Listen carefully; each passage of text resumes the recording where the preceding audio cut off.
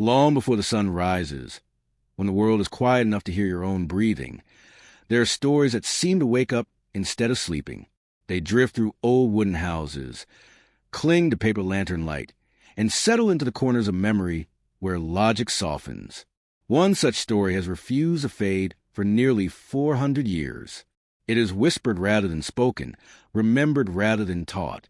And it begins with a question that has unsettled generations. Why does one ghost, among countless spirits in Japan's folklore, still feel so awake? Imagine walking alone at night, not in a forest or a graveyard, but in a familiar place. A street you have walked before, a home you think you know. Everything appears unchanged, yet something feels wrong. A chill moves ahead of you, not behind. And though no one is there, you sense that you are not alone. This is how the story of Oiwa has always approached its listeners, not with a scream, but with a quiet presence that refuses to leave. Japan is filled with ghost stories. Spirits of warriors, betrayed lovers, angry gods, forgotten children. Many of them frightened people for a time, then slowly dissolved into history. But Oiwa did not dissolve. Her name survived wars, fires, earthquakes, and centuries of cultural change. Even today, actors hesitate before portraying her. Directors visit her grave before filming. People still apologize to her spirit, just in case. Not because they are superstitious in a simple way, but because this story feels different. It feels unfinished. What makes a ghost endure? Is it rage? Fear? Or is it something quieter? Something more human? An injustice that was never answered? A suffering that was never seen?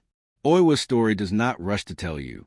It asks you to sit with discomfort first, to notice how easily cruelty can hide inside ordinary life. This is not a tale of monsters or demons descending from the sky. It is a story about a household, a marriage, a woman whose life was small enough to be ignored and painful enough to echo forever. As you listen, it helps to let go of the idea that this is simply a horror story. Horror shouts. This story whispers. It waits. It allows silence to do much of the work. And in that silence, it invites you to reflect on the thin boundary between the living and the dead, between memory and forgetting, between what is done and what can never be undone. There's a reason this legend is often told at night, not because darkness makes it scarier, but because night softens the mind. The sharp edges of the day fade, thoughts slow down, and in that slower state, stories can slip past offenses. Oiwa's presence does not demand attention. It earns it by being patient, the same patience that once defined her life. Before she was a ghost, Oiwa was simply a woman trying to exist within the narrow expectations of her time. Her tragedy did not come from a single violent act, but from a series of quiet decisions made by others. Choices that seemed convenient, rational, justified. And that is perhaps the most unsettling part of her story. Nothing about it feels impossible. Nothing feels unreal. That is why it lingers. In Japan, ghosts are not always villains. They are often reminders. They appear when something has been left unresolved, an apology never spoken, a truth never acknowledged. Oiwa's spirit is said to manifest not to terrorize strangers, but to follow the one who wronged her, again and again, patiently, as if waiting for recognition rather than revenge. Over time, her face became iconic, one eye drooping, hair falling unevenly, features distorted not by death alone but by betrayal. Yet even this image is less frightening when understood. It is not meant to shock, but to confront. It forces those who see it to look at what was done and what was ignored, to face consequences that cannot be buried. As this story unfolds, you may notice something unusual. The fear does not come from sudden surprises.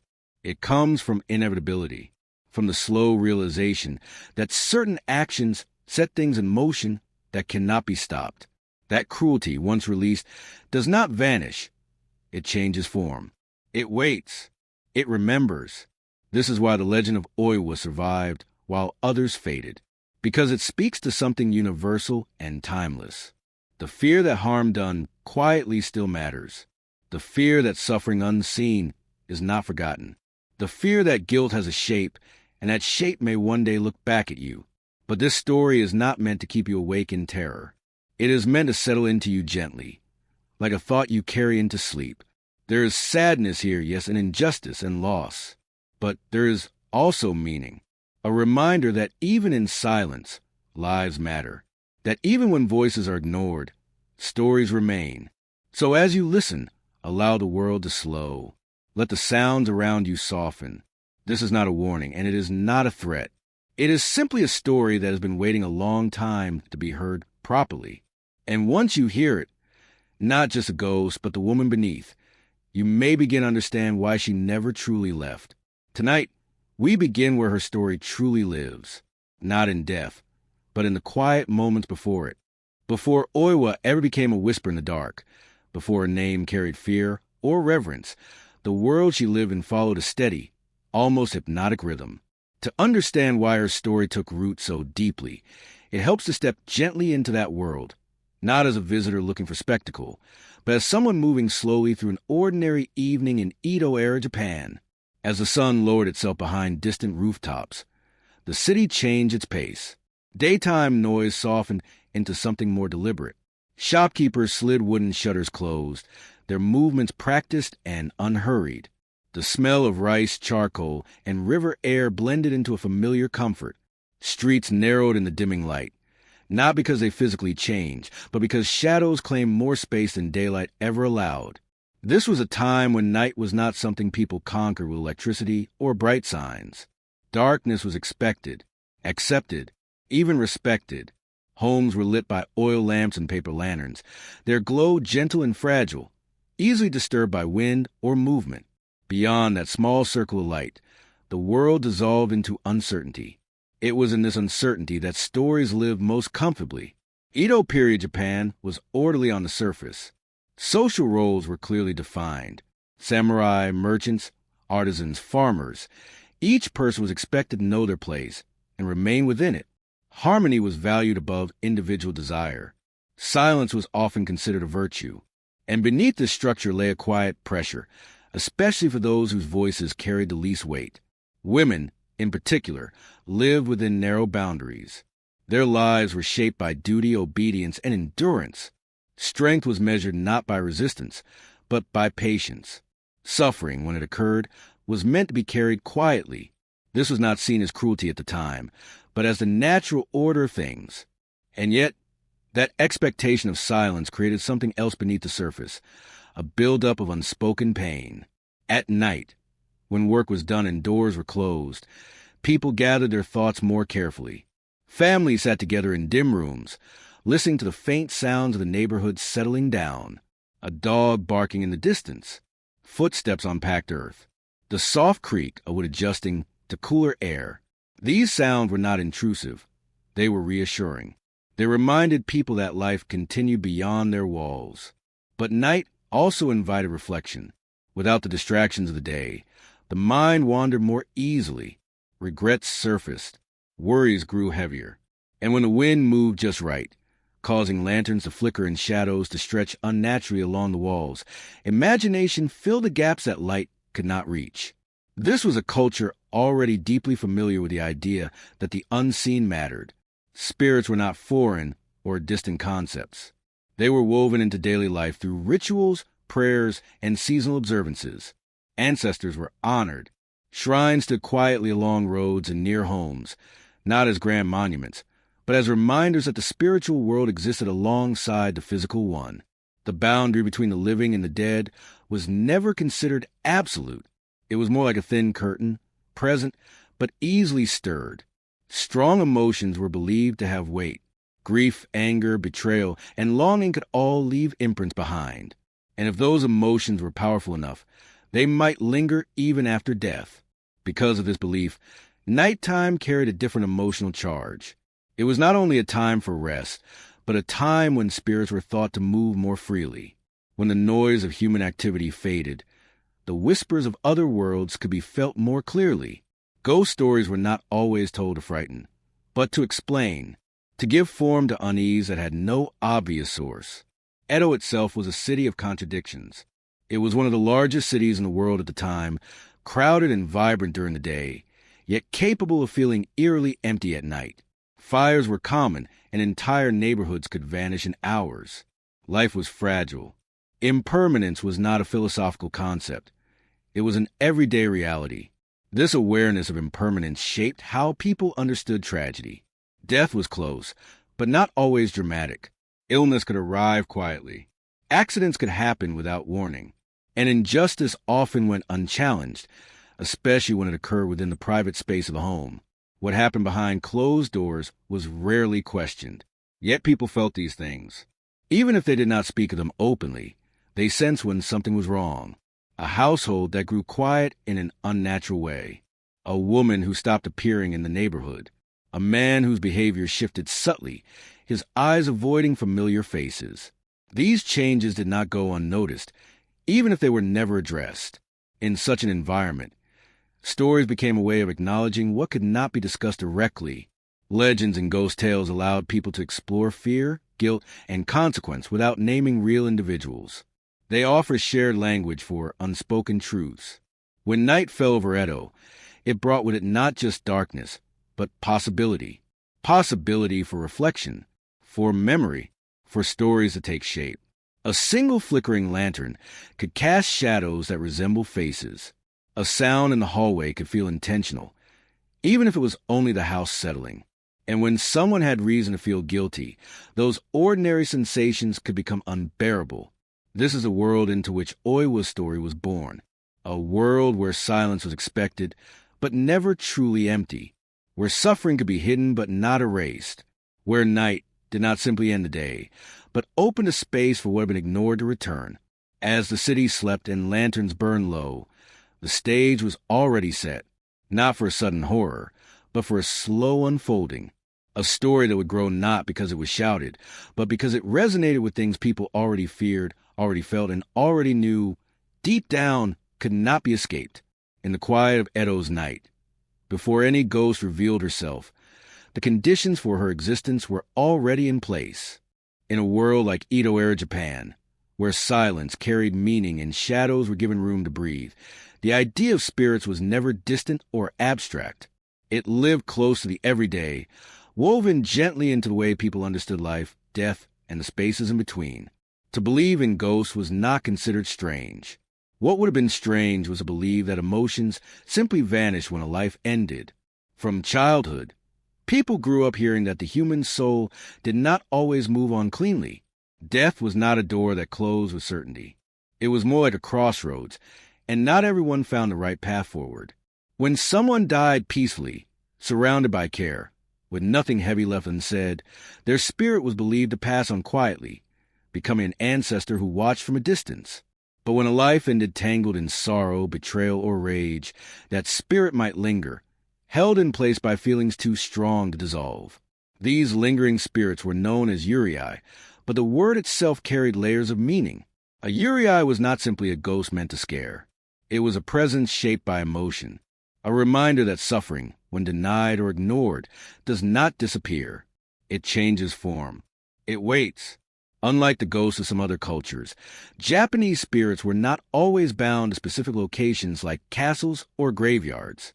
They were often tied to people, to relationships, to unresolved bonds.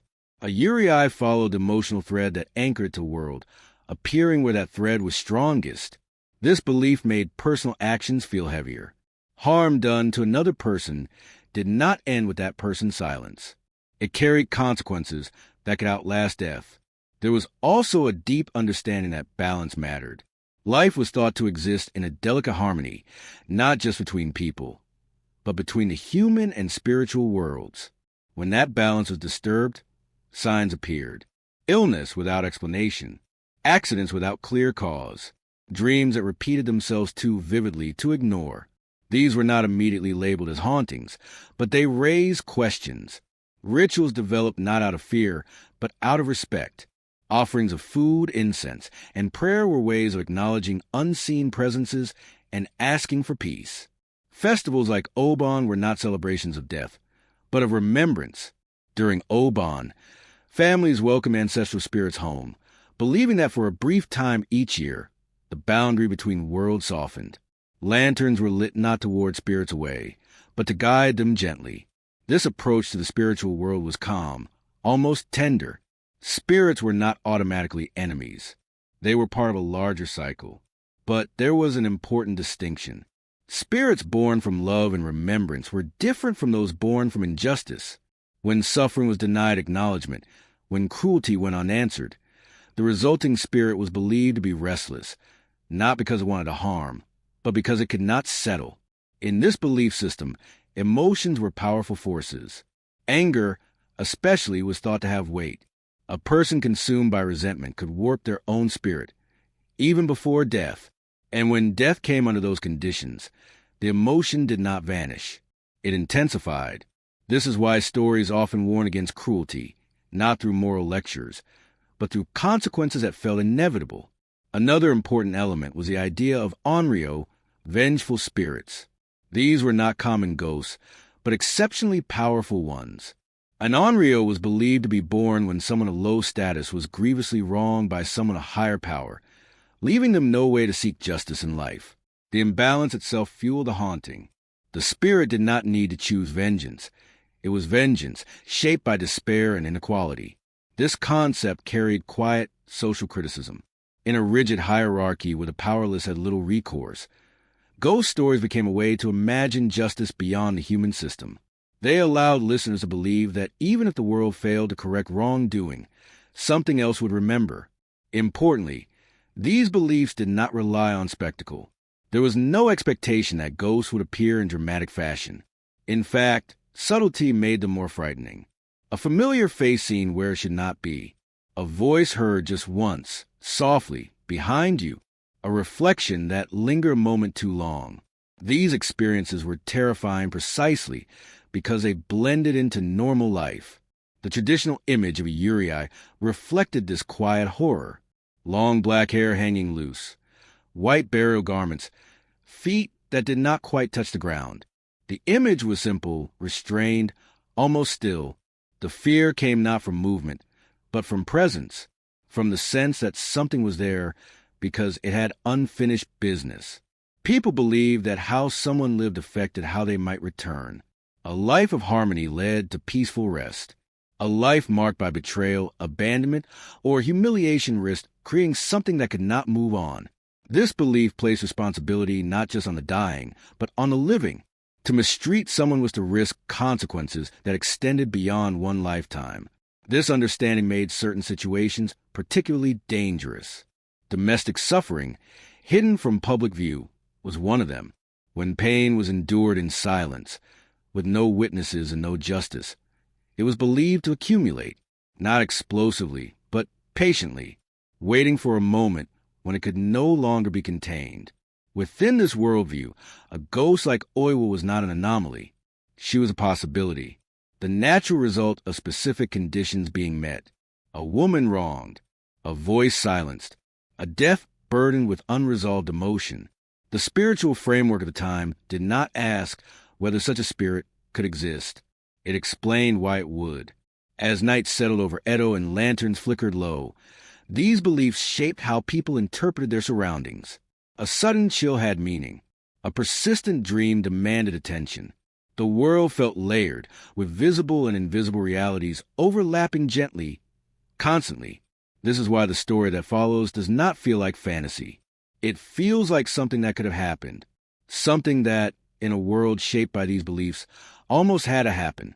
The ghost was not created by imagination alone. She was formed by a shared understanding that emotions matter, that injustice lingers, and that silence has a cost. And in that understanding, the stage was set for one spirit to rise above all others, not because she was the most violent, but because her sorrow was impossible to ignore. Before her name was spoken in fear, before her face appeared in lantern light and trembling reflections, Oiwa lived a life that was quiet enough to be overlooked. She was not born into power or privilege, and there was nothing about her existence that would have marked her as legendary. She was, in many ways, ordinary, and it was this ordinariness that made what happened to her feel so close, so possible. Oiwa was the daughter of a low-ranking samurai family, a position that carried more responsibility than reward. The title suggested honor, but the reality was often financial strain and limited opportunity. From a young age, she would have learned to endure rather than expect. Her upbringing would have emphasized obedience, restraint, and patience, especially as a woman whose future depended almost entirely on marriage.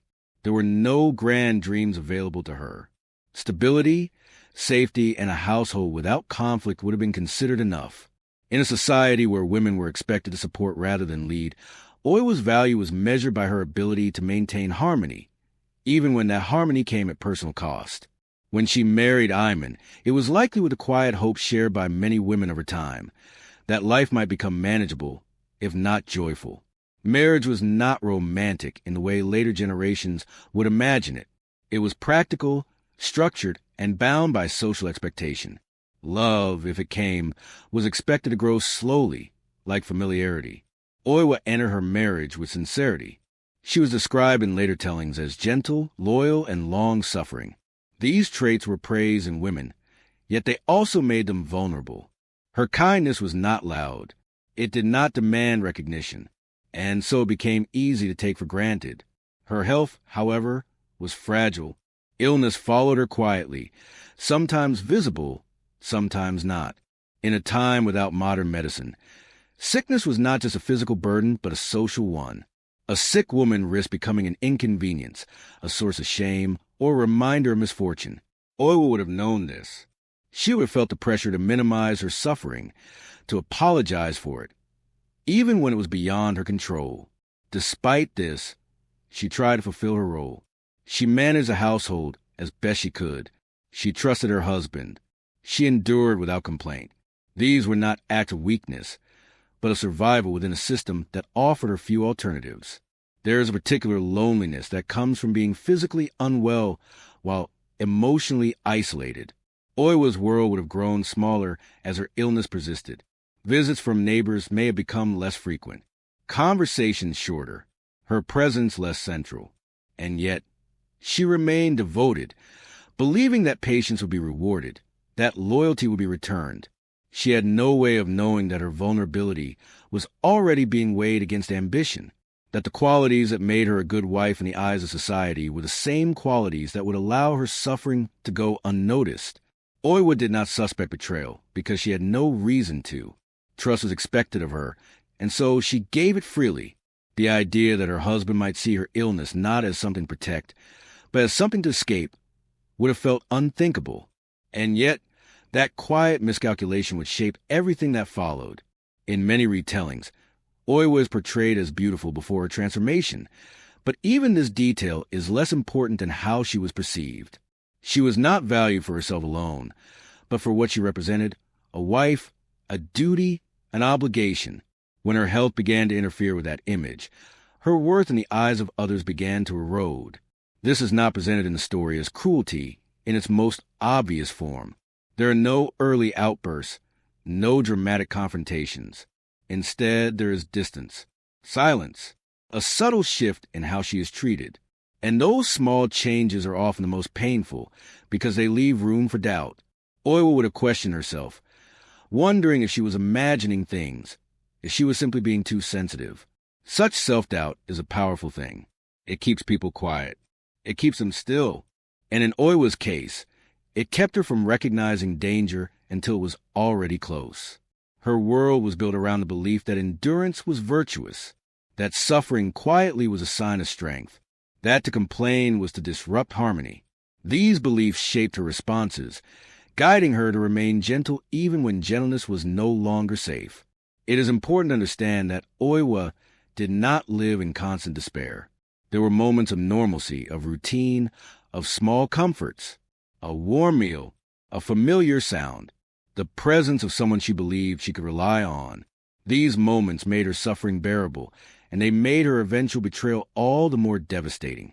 Because betrayal, when it comes from someone you trust completely, does not arrive loudly. It arrives disguised as normalcy, as routine, as care. Oiwa's tragedy did not begin with violence. It began with trust placed in the wrong hands, with patience offered to someone who saw it as weakness, with silence that protected others more than it protected her. And in that quiet space, where her voice faded and her suffering went unseen, the conditions were set, not for a ghost, not yet, but for a story that would one day refuse to stay buried. If Oiwa's life was shaped by patience and quiet endurance, Iman's was shaped by something far less stable. He lived with constant awareness of what he lacked, and that awareness followed him like a shadow, growing longer as time passed. From the outside, he appeared to be a man of status, a samurai by title, a husband with a household of his own. But beneath that surface, dissatisfaction simmered, never fully expressed, never fully resolved. In Edo-era society, a man's worth was closely tied to honor, rank, and visible success. For someone like Iman, whose position offered more expectation than reward, this could become a source of quiet torment. He was not powerful enough to feel secure, yet not powerless enough to abandon ambition.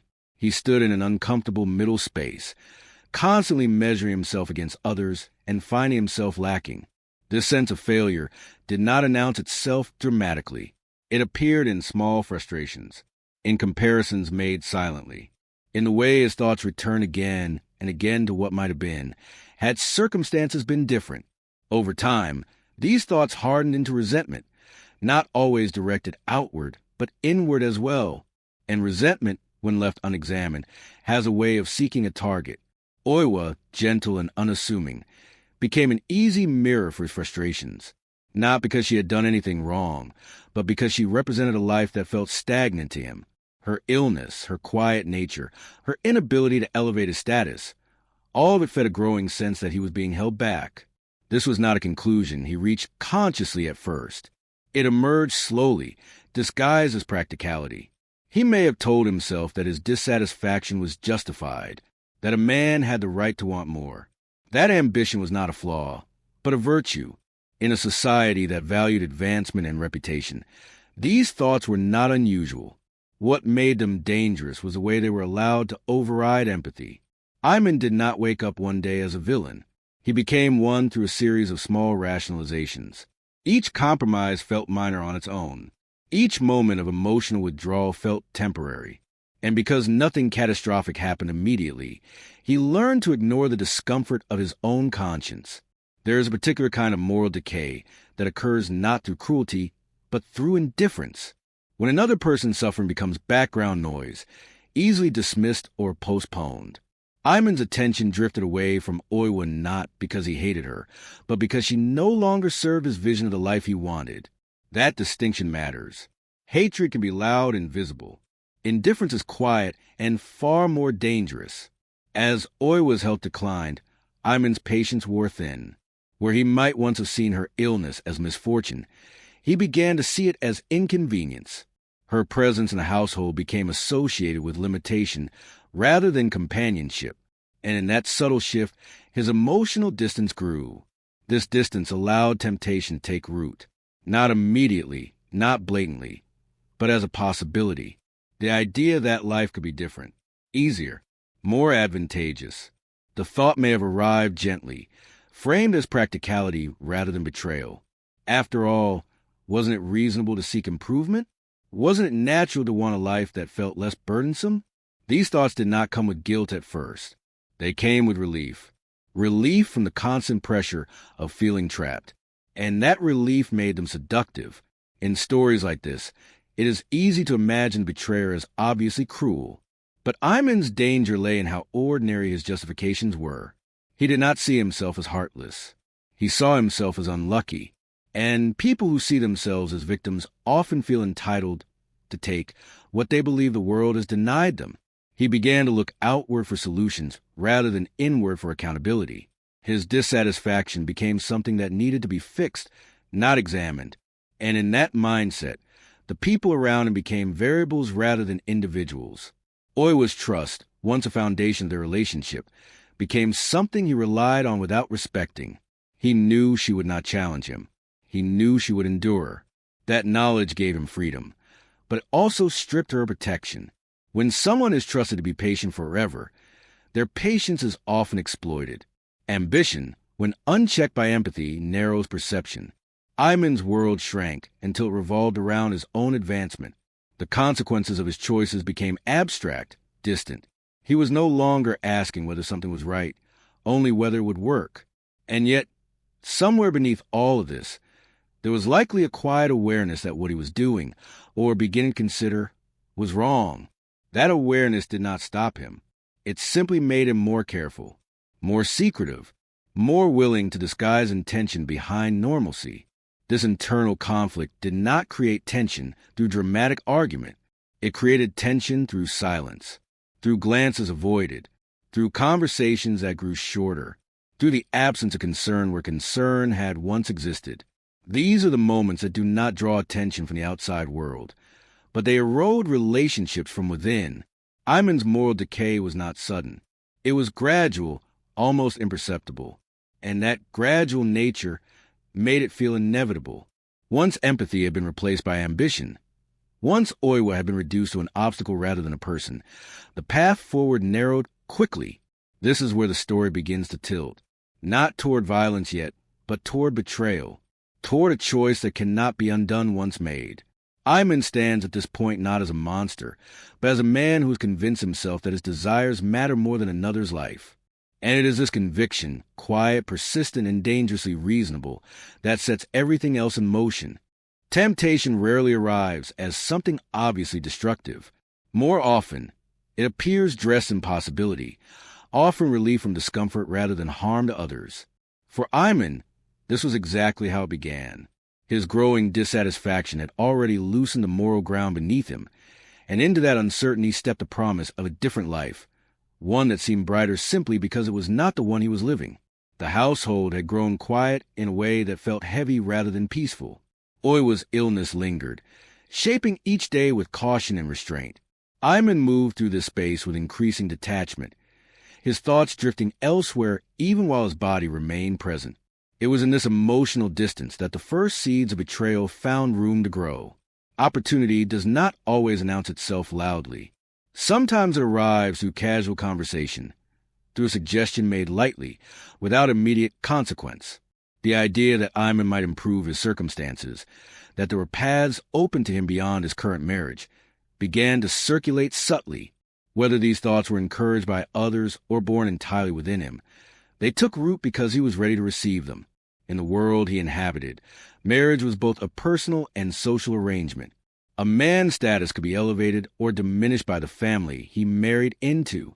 This reality hovered in the background, shaping decisions that were framed as practical rather than emotional.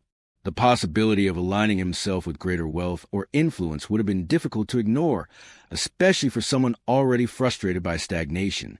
What made this temptation particularly dangerous was how reasonable it seemed when stripped of emotional context. Oiwa was ill.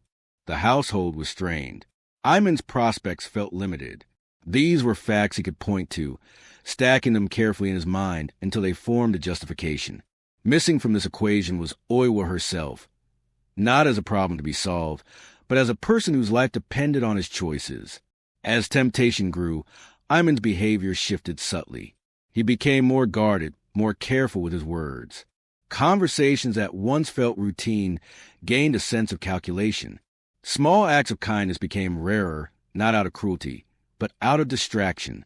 His attention was already moving ahead, toward a future that did not include the woman who trusted him completely. This shift did not go unnoticed. Even when nothing was said, changes in tone and presence carry meaning. Oiwa would have sensed something wrong, though she may not have understood what it was. A hesitation where there had been warmth, an impatience where there had been understanding. These changes create uncertainty, and uncertainty often turns inward. Rather than confronting him, she would have questioned herself, wondered if her illness had made her burdensome, if her quiet nature had become dull. This internalization of blame is a common response when trust is met with distance, and it further isolated her, making her even more vulnerable. Iman, meanwhile, found comfort in the fact that she did not challenge him. Her silence made his choices easier. It allowed him to continue moving forward without resistance, without being forced to articulate what he was doing. Silence became a shield behind which he could hide intention. As the idea of betrayal settled into his mind, it began to feel less like a moral transgression and more like an inevitability. Once that shift occurred, each step toward it felt smaller, less significant. He was no longer asking whether he should act, but how. The question had changed, and with it, the boundary of what he considered acceptable. In this stage, Iman's internal conflict did not disappear. It transformed. Guilt did not stop him. It made him cautious. He learned to separate his thoughts from his actions, to maintain a facade of normalcy while planning a future that required deception. This division allowed him to function, but also fractured his sense of self. Temptation thrives in secrecy. The more Iman concealed his thoughts, the more power they gained. Without challenge, without reflection, they shaped his perception of reality. He began to see Oiwa not as someone he was betraying, but as a problem that needed resolution. This reframing stripped her of humanity in his mind, making the unthinkable seem manageable. The presence of others, whether real or imagined, reinforced this shift. The knowledge that alternatives existed, that someone else might offer him what he desired, made his current life feel even more intolerable. Comparison, once introduced, rarely fades quietly. It amplifies dissatisfaction and narrows compassion. At this point, the path before him still allowed for retreat. He could have chosen responsibility. He could have faced discomfort rather than escape it. But the longer temptation lingered unchallenged, the more distant those options became. Action began to feel like the only way forward. What makes this moment so unsettling is how ordinary it is. There are no dramatic confrontations, no sudden bursts of rage. There is only a man standing quietly at the edge of a decision, convincing himself that what he wants is what he deserves. Oiwa remained unaware of the full extent of this shift, trusting in a bond she believed to be secure. That trust, offered freely and without condition, became the final barrier between Iman and his betrayal. And as temptation hardened into intent, that barrier grew dangerously thin. This is the moment where the story truly turns. Not with violence, but with resolve. A decision made quietly, in the mind, long before it is ever acted upon. Once a decision is made, everything that follows moves with a kind of grim momentum, as if pulled forward by its own weight. And though nothing visible has yet changed, the damage has already begun. By the time Iman's resolve hardened, the household had already shifted into something unfamiliar. The air felt heavier, not with argument or noise, but with things left unsaid. Oiwa's illness continued its slow, wearing course, and with it came a deeper dependence on the man she still believed was her protector. This dependence, fragile and unavoidable, became the very thing Iman began to resent most. He watched her carefully now, not with concern, but with calculation. Each sign of weakness confirmed what he had already decided, that this life was no longer acceptable to him. Where once he might have seen a wife in need of care, he now saw evidence supporting his desire to be free. In his mind, her condition became a justification rather than a responsibility. It was during this time that deception entered their home fully, not as a sudden act, but as a quiet routine. Concern was performed. Kindness was imitated. Iman learned how to move through daily life without revealing what he had already resolved to do. This duplicity allowed him to maintain control, both over the situation and over Oiwa's perception of it. When remedies were discussed, when medicine was needed, he appeared attentive. Suggestions were made gently, framed as concern for her well-being. In reality, these moments were guided by intention rather than care. The line between treatment and harm began to blur, not in Oiwa's awareness, but in the quiet decisions being made on her behalf. Illness already makes a person vulnerable. It weakens the body, but it also narrows the world. Oiwa's days would have become repetitive, marked by rest and discomfort, by reliance on others for even small tasks. In such a state, trust becomes essential. Without it, survival itself feels uncertain. And she trusted completely. Iman's plan relied on this trust. He did not need force. He did not need confrontation. He only needed compliance, and that came naturally to someone conditioned to endure. The poison, when it entered her life, did not arrive labeled as such. It came disguised as medicine, as help, as something meant to restore what had been lost. The cruelty of this deception lies not in violence, but in intimacy. Harm delivered by a stranger wounds the body. Harm delivered by someone you trust reshapes the soul. Oiwa would have taken what she was given without suspicion, believing that the man who shared her home would never wish her harm. As days passed, the effects became impossible to ignore. Her illness worsened, but in unfamiliar ways.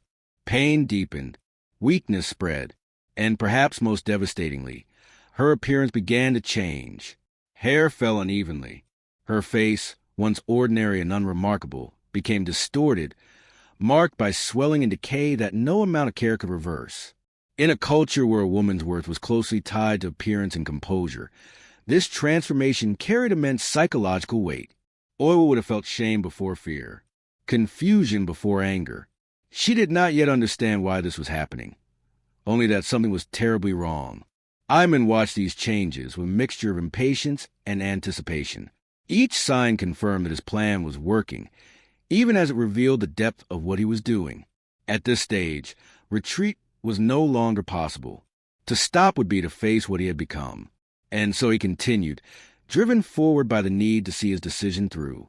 There is a particular horror in realizing that someone you rely on is the source of your suffering. But Oiwa did not yet have that realization. Instead, she turned inward, wondering if her body betrayed her, if fate had simply grown cruel. This self-blame is a quiet tragedy of its own. It absolves the guilty while punishing the innocent. As her reflection changed, so did her sense of self. Mirrors, once neutral objects, became sights of fear. She avoided them when she could, and when she could not, she looked quickly, unwilling to linger on the face she no longer recognized. The world responded differently to her now. Conversations grew awkward. Eyes turned away. Silence followed her movements. Isolation settled in slowly, reinforced by both illness and shame. The home that should have offered refuge became a place of quiet suffering. And through it all, Iman remained present, offering just enough reassurance to keep her from questioning his intentions. This period of the story is often remembered for its physical horror, but its true weight lies elsewhere. It lies in the erosion of trust, in the way kindness was weaponized, in the way care became a tool for harm. These are not acts of rage. They are acts of cold resolve. Oiwa's suffering did not provoke immediate anger because it was too confusing. Pain without explanation disorients. It weakens the ability to resist. And that was precisely what allowed the deception to continue unchecked. As her condition worsened, the future narrowed. Hope became something fragile, easily disturbed. And somewhere within her, though she may not have articulated it, a sense of betrayal began to stir, not yet directed outward, but felt as an unnamed wrongness in the world. This was the moment where tragedy became irreversible, not because of a single act, but because of sustained choice to continue. Each day the poison was given, each lie reinforced. The distance between what was happening and what should have happened grew wider. By the time truth would finally reveal itself, the damage would already be complete, and the transformation that began in Oiwa's body would soon reach far beyond it, shaping a presence that could no longer be contained by flesh alone. For now, though, she remained alive, suffering quietly, trusting deeply, and walking, unknowingly, toward the moment when everything would finally break. There comes a moment in certain stories when everything that has been moving quietly beneath the surface is suddenly forced into the light, not with crash or a scream, but with a stillness so sharp it feels like time itself pauses to watch. For Oiwa, that moment arrived not through confrontation, but through reflection. The mirror was an ordinary object, nothing special in itself. A polished surface meant for simple reassurance, for checking one's appearance before facing the day. It had been part of her life for as long as she could remember, a neutral presence that neither judged nor comforted. Until that night, the room was dim, lit only by a small lamp whose flame wavered as if unsure of its purpose. Shadows moved along the walls, stretching and shrinking with each flicker. Oiwa approached the mirror without expectation. She had avoided it for days, perhaps weeks, telling herself there was no reason to look too closely. She already felt the changes in her body. She did not need to see them, but something compelled her. A quiet insistence she could not name. Perhaps it was a growing sense that what was happening to her did not fit any illness she had known. Perhaps it was a feeling that answers, however painful, were waiting. When she finally looked, the image that met her gaze did not register immediately. The mind resists sudden truth. For a brief moment, she may have thought the light was wrong, that the mirror had warped. She leaned closer, her breath shallow, her heart beginning to race. The face looking back at her was her own, and yet it was not. One eye sagged unnaturally, its lid heavy, distorted. Her skin bore signs of decay, uneven and swollen. Her hair, once carefully kept, hung in disarray, strands missing, others clinging limply to her scalp. This was not the slow change of illness. This was something else, something violent, something deliberate. Shock does not always announce itself with tears or screams. Often it arrives as silence. Oiwa stood motionless, staring at the reflection as if it might shift back into something familiar if she waited long enough. But it did not. The mirror held steady, unflinching, offering no mercy. In that moment, something inside her fractured, not just her sense of self, but her understanding of the world. Illness she could accept, misfortune she could endure. But this felt wrong in a way she could not explain. It was not simply that her appearance had changed. It was a realization that something had been taken from her without her knowledge or consent. As understanding crept in, it did not arrive all at once. It came in fragments. The strange taste of the medicine, the way her condition worsened instead of improving, the careful attentiveness of her husband that now felt rehearsed rather than sincere. Each memory rearranged itself, forming a picture she had been unwilling to see. Betrayal is rarely recognized immediately. It resists belief because it threatens the foundations of trust that make life bearable.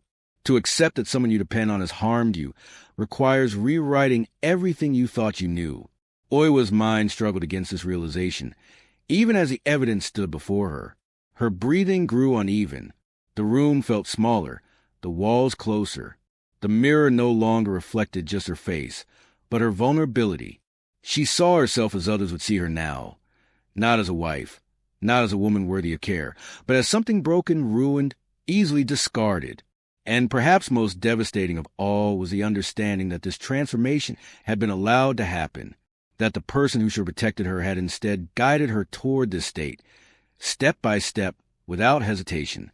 There is a particular cruelty in discovering the truth alone. No witness, no comfort, no opportunity to speak before the realization settles permanently. Oiwa had no one to turn to in that moment. The mirror did not respond to her questions. The room offered no reassurance.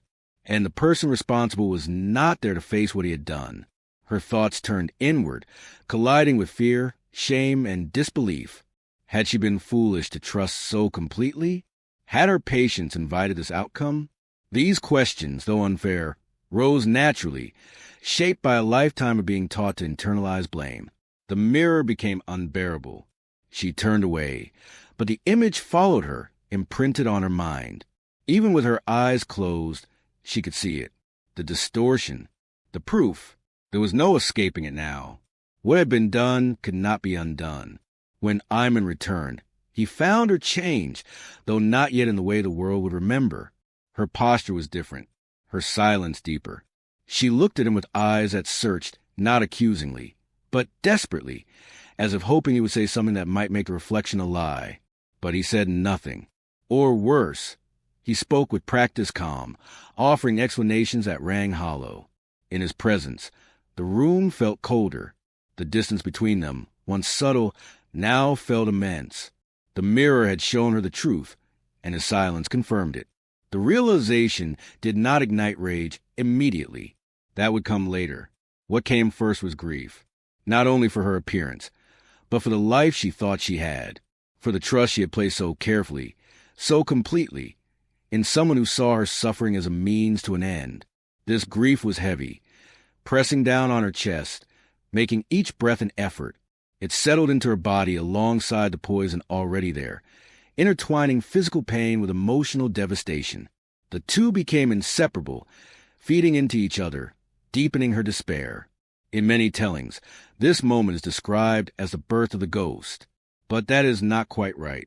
What was born here was awareness, the understanding that her suffering was not random, that it had a source. And that source was someone she loved. Awareness is dangerous.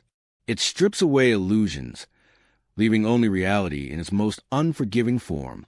For Oiwa, that reality was too much to carry quietly any longer. Something within her began to shift, not toward violence, but toward a breaking point. The mirror, once a simple object, became a symbol of everything she had lost: identity, safety, trust. It marked a moment when endurance was no longer possible, when silence could no longer protect her. The patience she had relied on for survival had been turned against her, used to keep her compliant while her life was dismantled. From this point forward, nothing could return to what it had been. The household, already strained, moved toward collapse. The emotional balance that had held everything together finally gave way. And though Oiwa still lived, still breathed, still suffered, something essential had already crossed a boundary. The woman who looked into that mirror understood, at last, the full extent of what had been done to her. What followed would not be shaped by choice alone, but by consequence, by the weight of betrayal finally acknowledged, and by a pain so deep that it would refuse, long after her body failed, to be forgotten. After the truth revealed itself, time seemed to lose its shape. Days no longer moved forward in any clear direction. They simply passed, heavy and indistinct, one bleeding into the next. Oiwa's body continued to weaken, but it was her spirit that suffered the most. Awareness had settled into her like a second illness, one with no remedy and no relief. She moved through the house as if through water, every motion slow, every breath deliberate. Pain had become familiar, almost expected. But the emotional weight pressing on her chest was new. It followed her everywhere, even into sleep. When she rested, her dreams were filled with fragments, reflections, half-heard words, the sensation of being watched by someone who should have cared.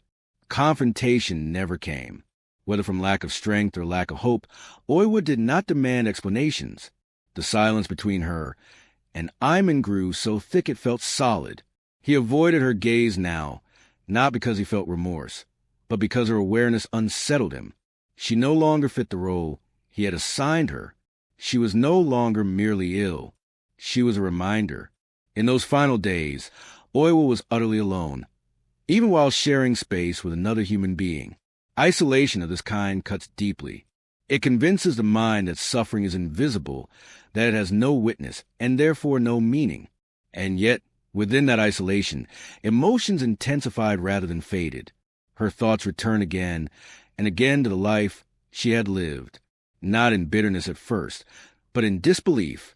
She remembered moments of ordinary happiness, of quiet routine, of believing she was safe. These memories felt fragile now, easily shattered by the knowledge of what lay beneath them. Physical weakness made her movements unsteady. She stumbled often, her balance unreliable.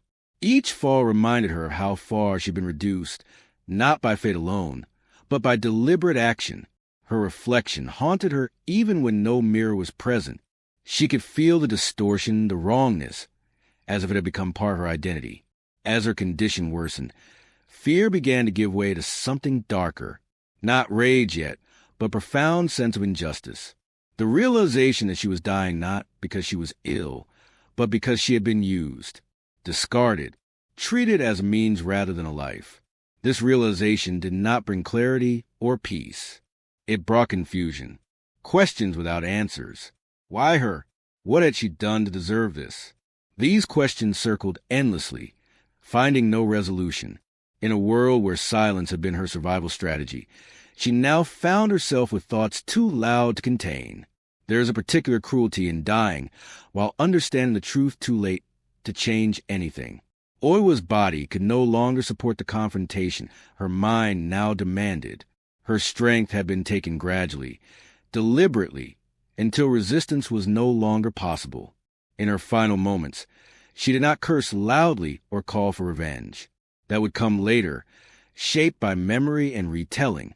What she felt was a quiet despair, so deep it seemed to still the air around her, a sorrow that pressed outward, filling the space she occupied. Iman was present, but not truly there. His role in her final moments was defined by absence of comfort, absence of confession, absence of accountability. This absence would become one of the most powerful forces binding her spirit to the world. As her breathing grew shallow, her thoughts turned less toward the future and more toward the weight she carried. There was no sense of closure, no apology, No acknowledgement, just the knowledge that what had been done to her would go unanswered. Death arrived without ceremony, not as a dramatic event, but as a quiet surrender. Her body, already exhausted, simply stopped. The room did not change. The world did not pause. Life continued, indifferent to the loss it had just absorbed. But something remained. In the belief system of the time, death under such conditions was dangerous.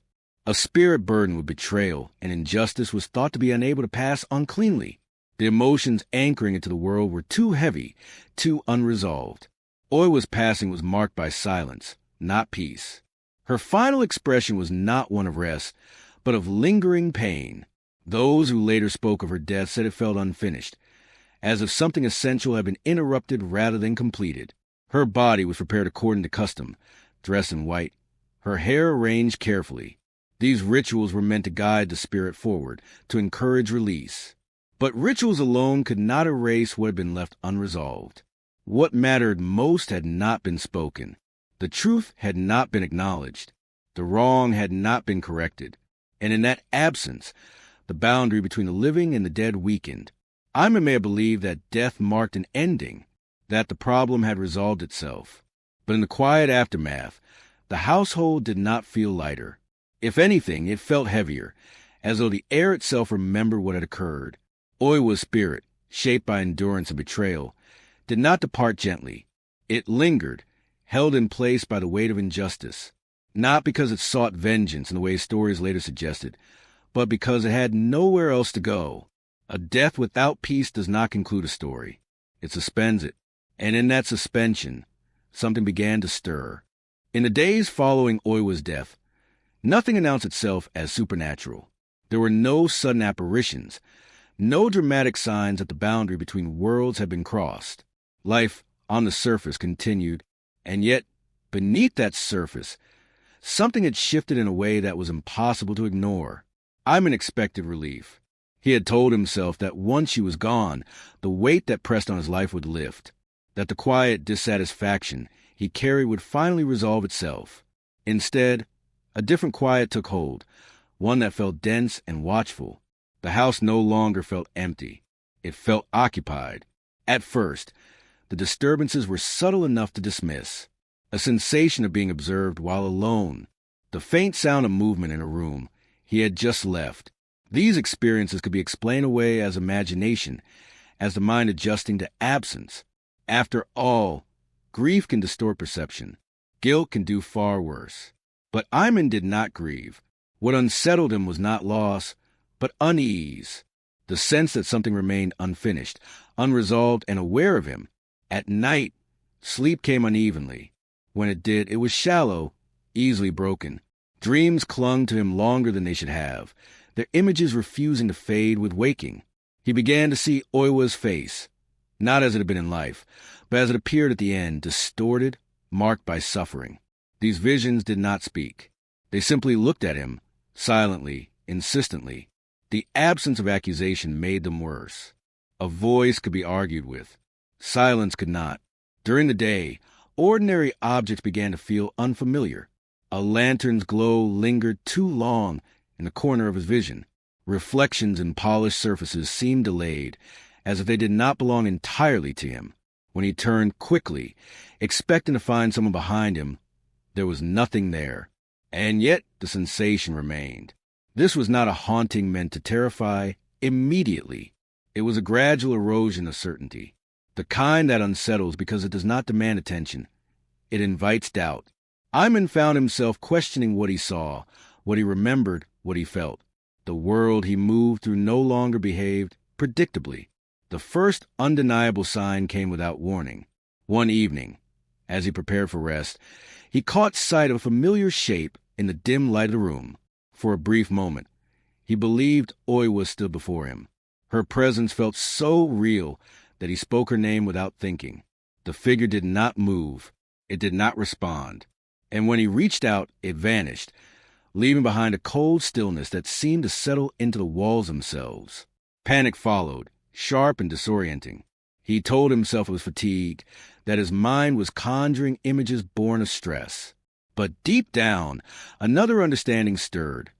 one he was unwilling to articulate. The awareness that guilt, when ignored, does not fade. It takes form. From that night on, the visions became more frequent. Oiwa's face appeared where it should not, reflected in water, glimpsed in the folds of hanging cloth, suggested by shadow and movement. These appearances were never clear for long. They vanished the moment he focused on them, as if retreating just beyond certainty. This uncertainty was intentional in its own way. It kept him alert, tense, unable to relax. The world became a place where anything might reveal itself as something else, where the familiar could betray him at any moment. Importantly, these hauntings did not feel external in the way Iman expected. They did not come from the corners of the room, but from within his perception. They were woven into his experience of reality itself. This blurred the line between punishment and conscience. He began to avoid mirrors, then realized they held no power over him unless he looked. Still, he could not escape reflection entirely. Polished metal, darkened glass.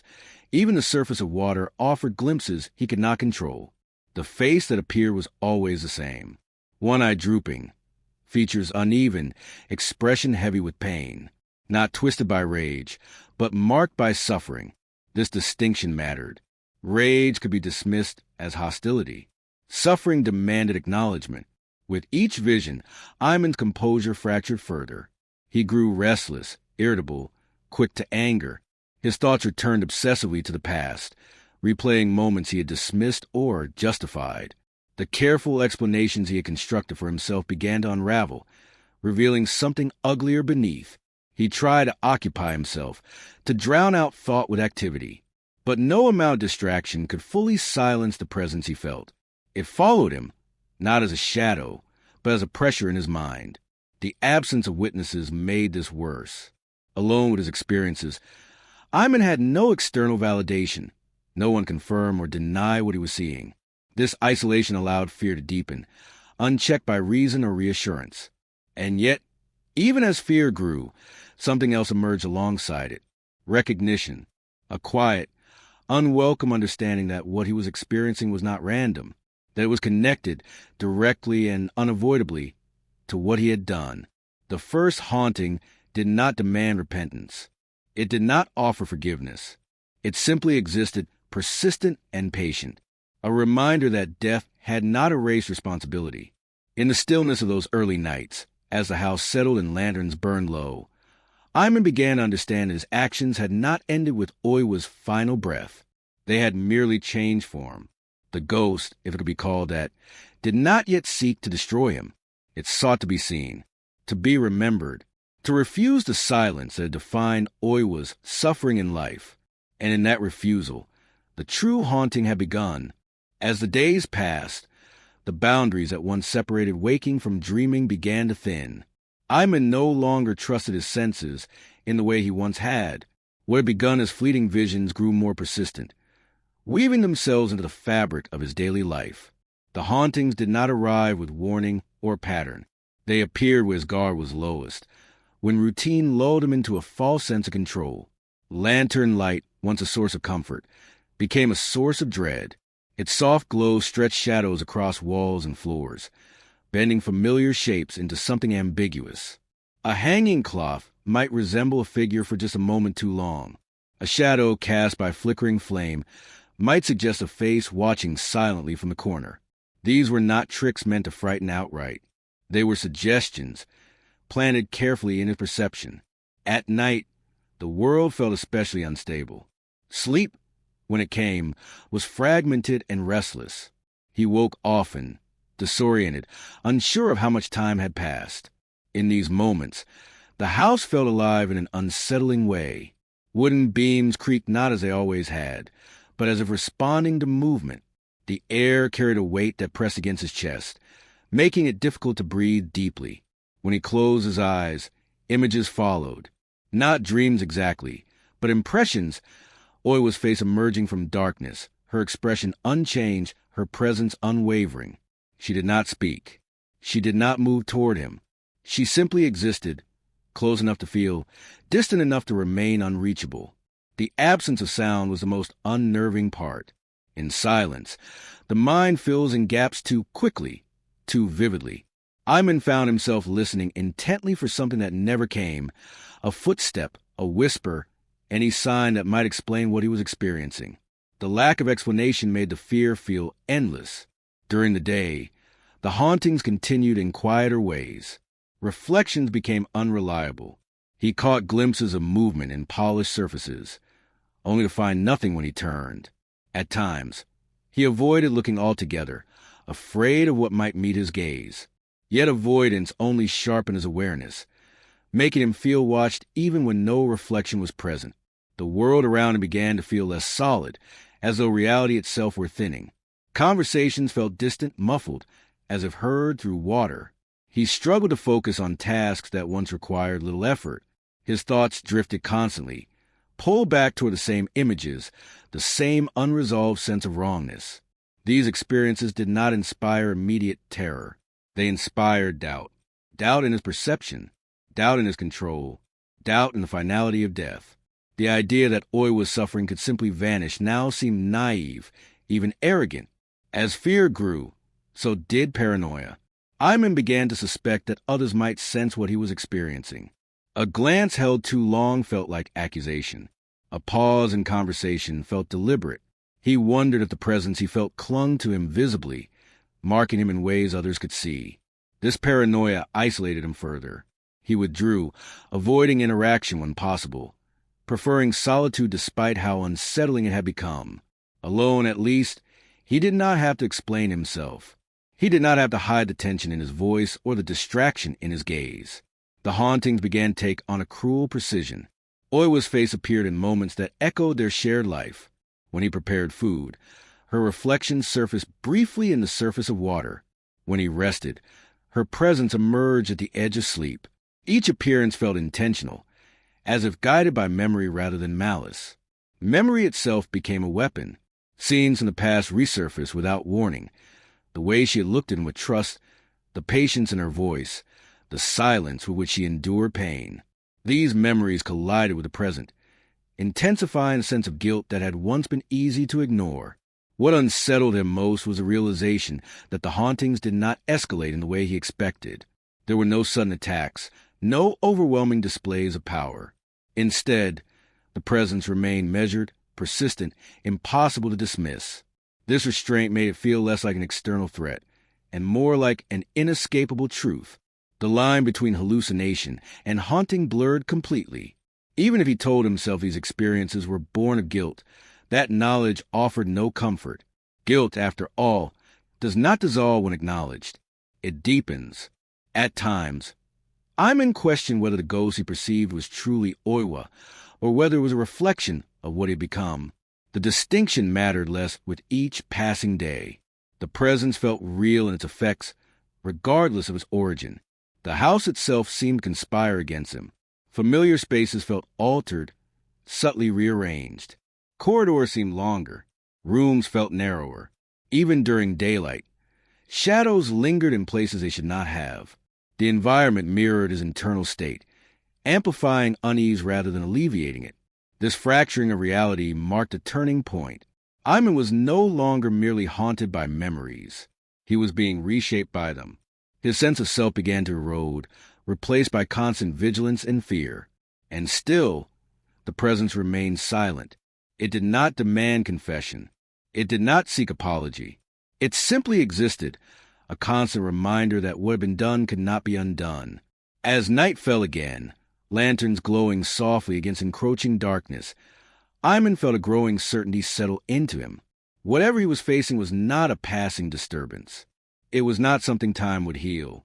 Reality itself had begun to bend, and there was no clear path back to what it had once been. Fear, when it settles deep enough, does not always paralyze. Sometimes it sharpens. Sometimes it twists perception until action feels not only justified, but necessary.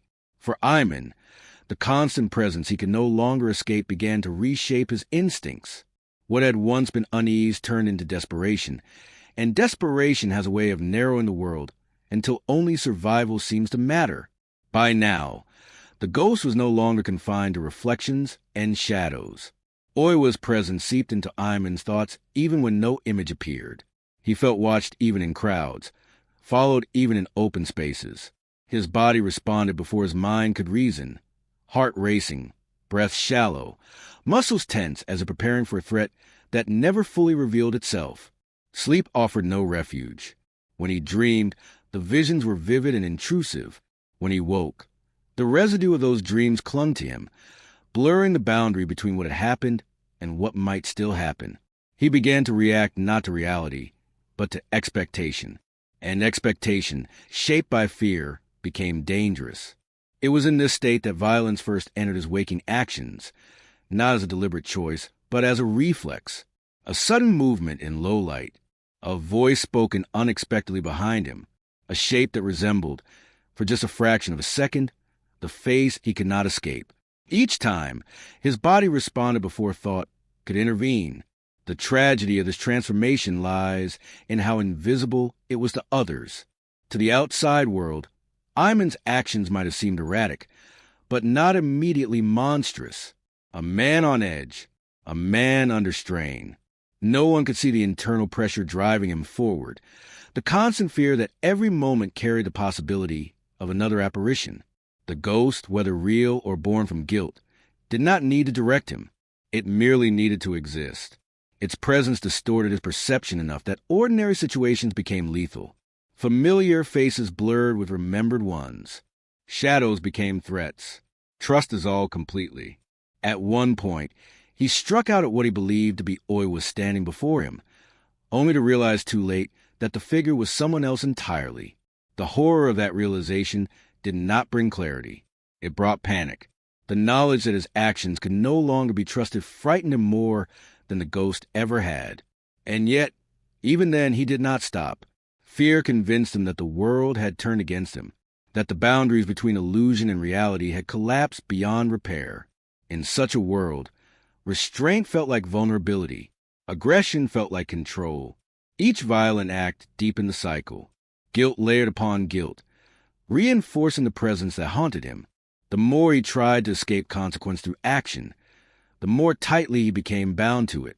What had begun as haunting now shaped behavior, drawing blood into a story that had already been soaked in suffering. The ghost's role remained unchanged. It did not guide his hand. It did not whisper commands. Its silence was its power. By offering no direction, it forced Iman to confront his own choices. Even as he failed to do so consciously, others began to notice the change. His demeanor grew unpredictable. His eyes darted, scanning for threats no one else could see. His voice carried an edge that made people wary. Isolation followed naturally, not imposed, but chosen. He withdrew further, believing that solitude offered safety, even as it amplified the very fear he sought to escape. In isolation, imagination thrives. Without external grounding, every thought gains weight. Every memory feels immediate. The presence that haunted him grew more vivid, not because it changed, but because there was nothing left to distract him from it. At times, he attempted to rationalize his actions. He told himself that the violence was not his fault, that he was being driven by forces beyond his control. This belief offered temporary relief, but it also stripped him of accountability. If he was merely reacting, then there was no need to stop.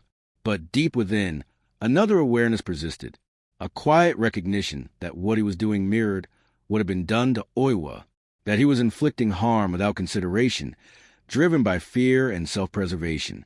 This recognition did not halt him. It only added another layer of torment. The irony was impossible to escape. In trying to destroy the ghost, he was becoming something equally terrifying. His humanity eroded with each act, replaced by instinct and paranoia.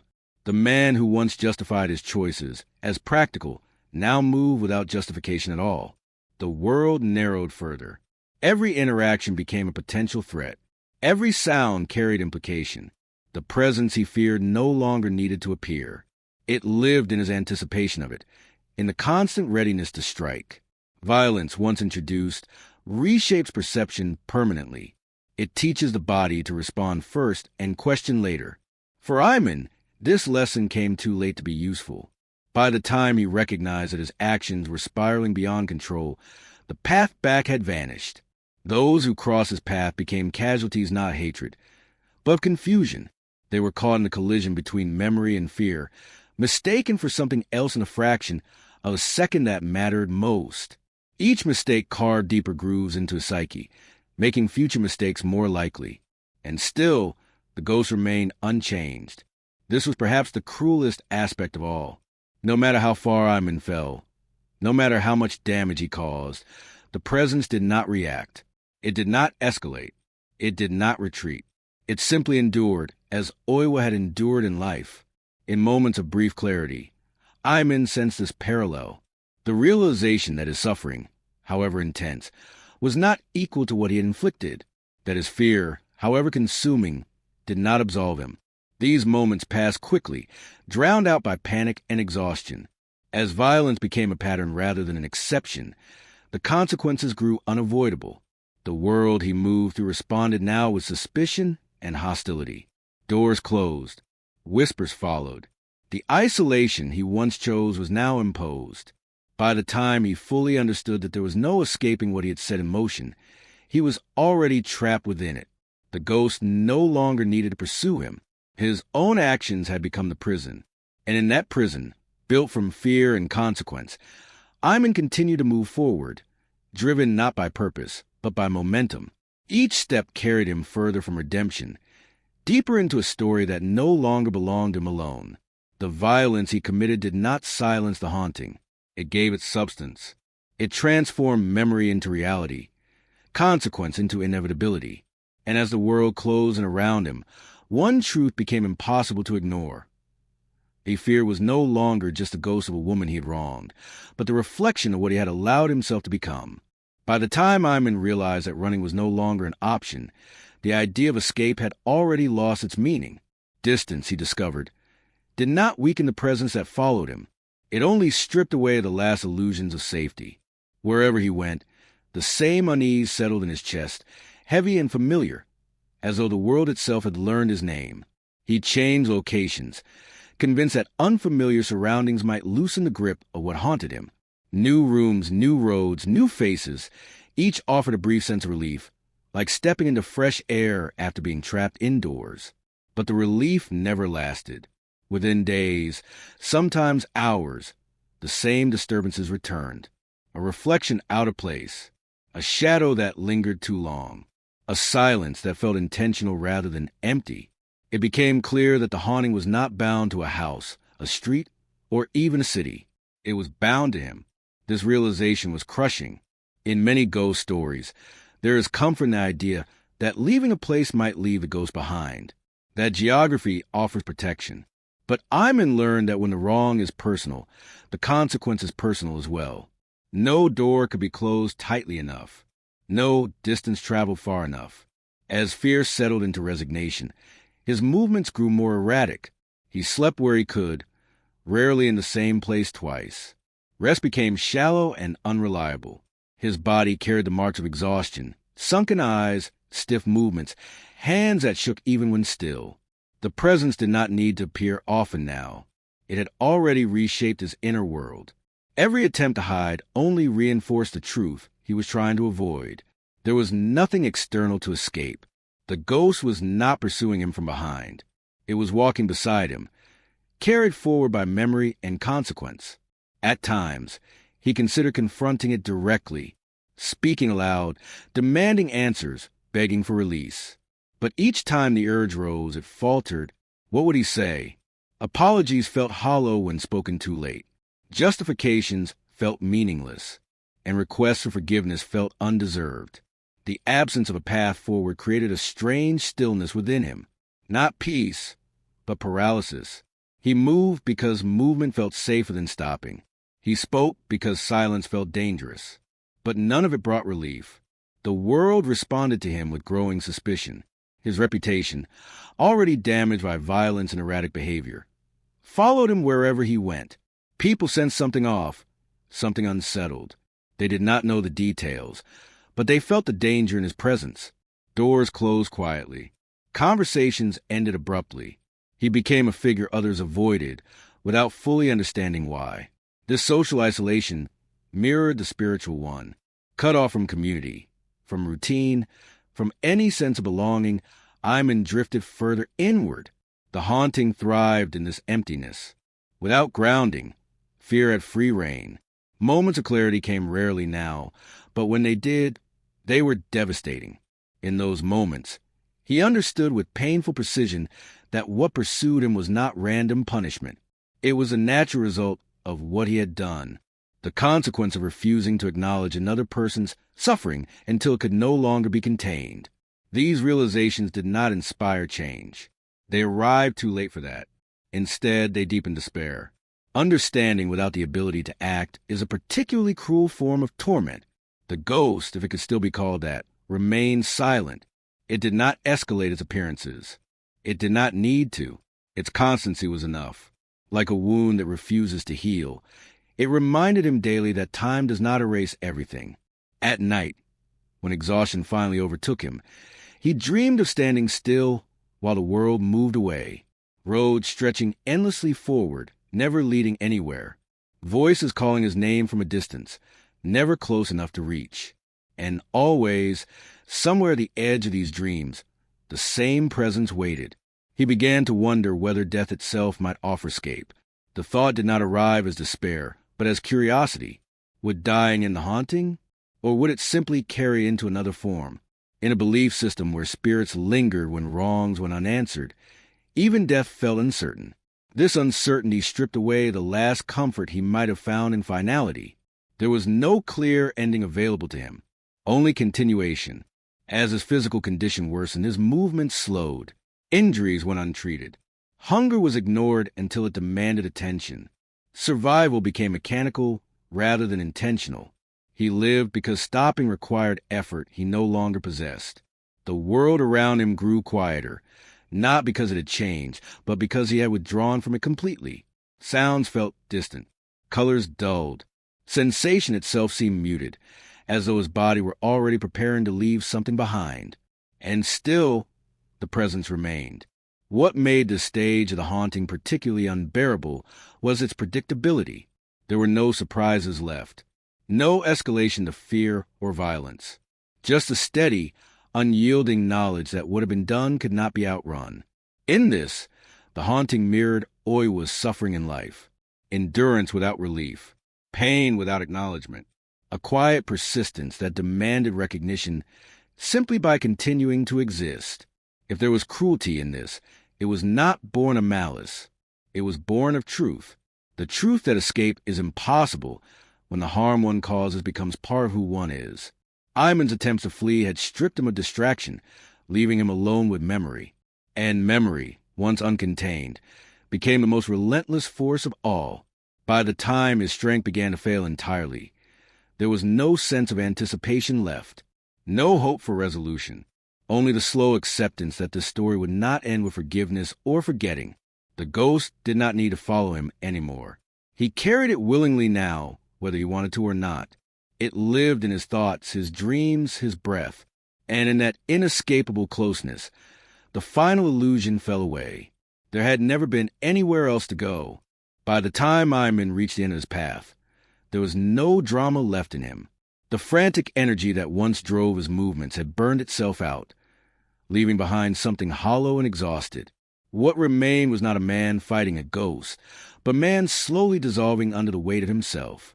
His body still moved, still breathed, but it no longer felt fully inhabited. Each step required thought. Each decision felt distant, as though made by someone else. The constant vigilance that had once defined him faded into numbness. Fear, when sustained long enough, loses its sharp edges and becomes something dull and pervasive, like a low ache that never fully recedes.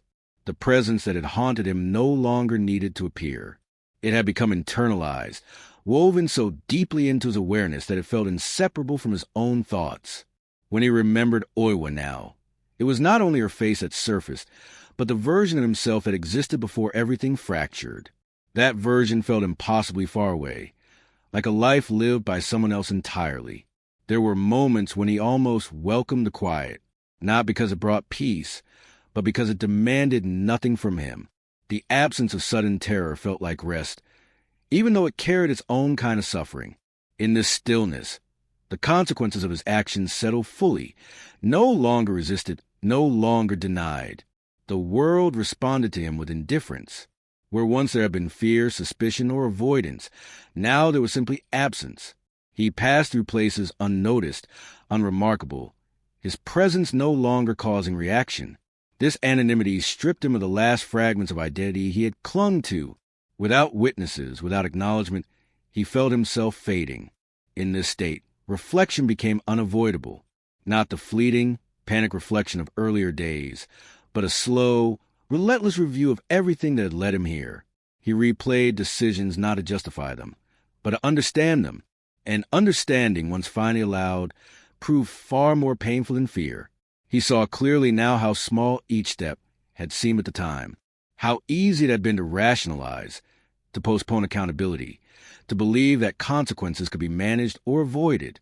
He recognized how his desire for control had driven him to strip agency from someone else, and how, in doing so, he had begun the process of losing his own.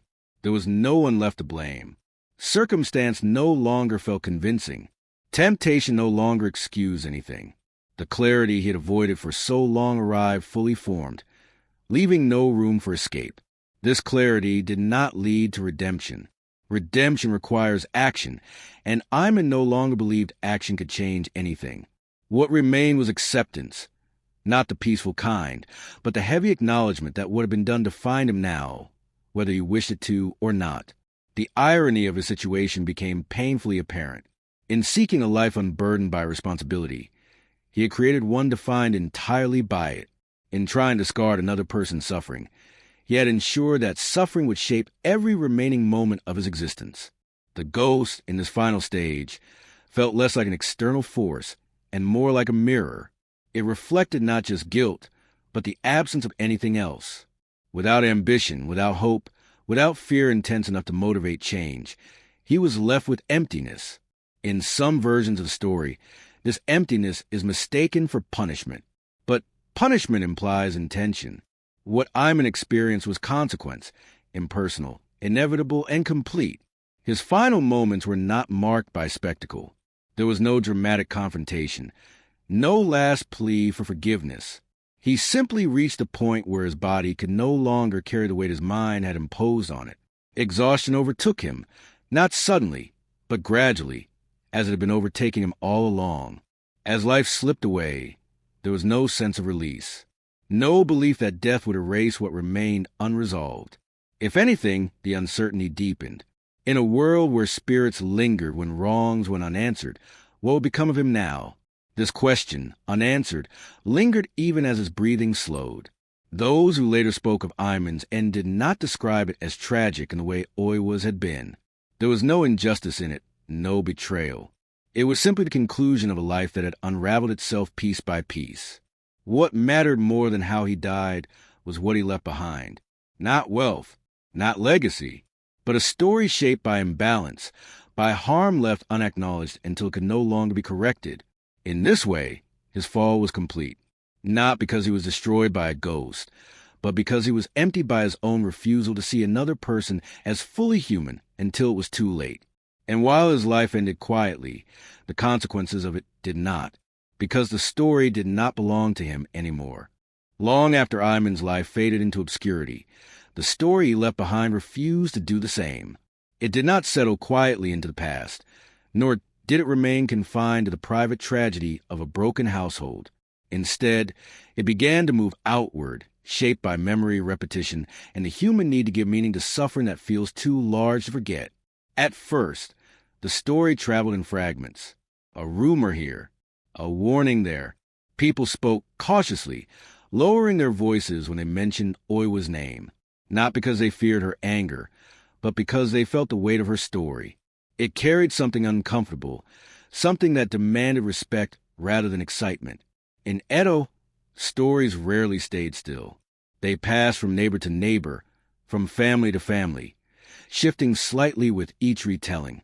Details blurred or sharpened depending on who spoke them, but the core remained unchanged: a woman wronged, a trust betrayed, and a consequence that could not be contained by death.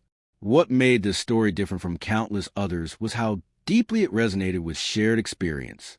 Many people listening recognized something familiar in it, not the ghost itself, but the quiet suffering that preceded it, the way harm could occur behind closed doors, the way patience could be mistaken for weakness, the way injustice could be ignored until it returned in a form impossible to dismiss. As time passed, the story found a new shape and performance.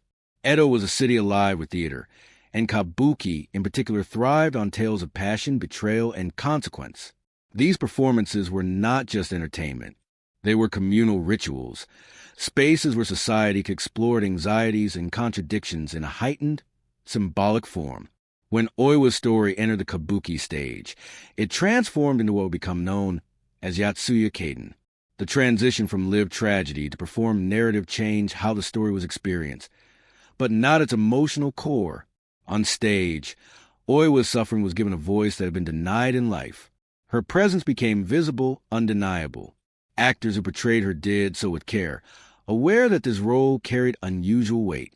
The makeup, the movements, the timing, all were designed to evoke sorrow before fear. Audiences did not just watch the ghost appear. They watched the injustice that created her. What is striking about these performances is how little they relied on spectacle. The horror was restrained, deliberate, a face appearing in lantern light, a familiar figure emerging where it should not be. The power lay not in shock, but in recognition. Viewers were meant to feel the inevitability of what unfolded, not merely react to it. As Yatsuya Kaiden grew in popularity, something else began to happen. The boundary between story and belief blurred. Actors reported unease. Productions were said to encounter misfortune. Accidents, illnesses, and unexpected setbacks clustered around performances of the play. Whether coincidence or interpretation, these stories reinforced the sense that Oiwa was not just a character, but a presence that demanded acknowledgement. In response, rituals emerged.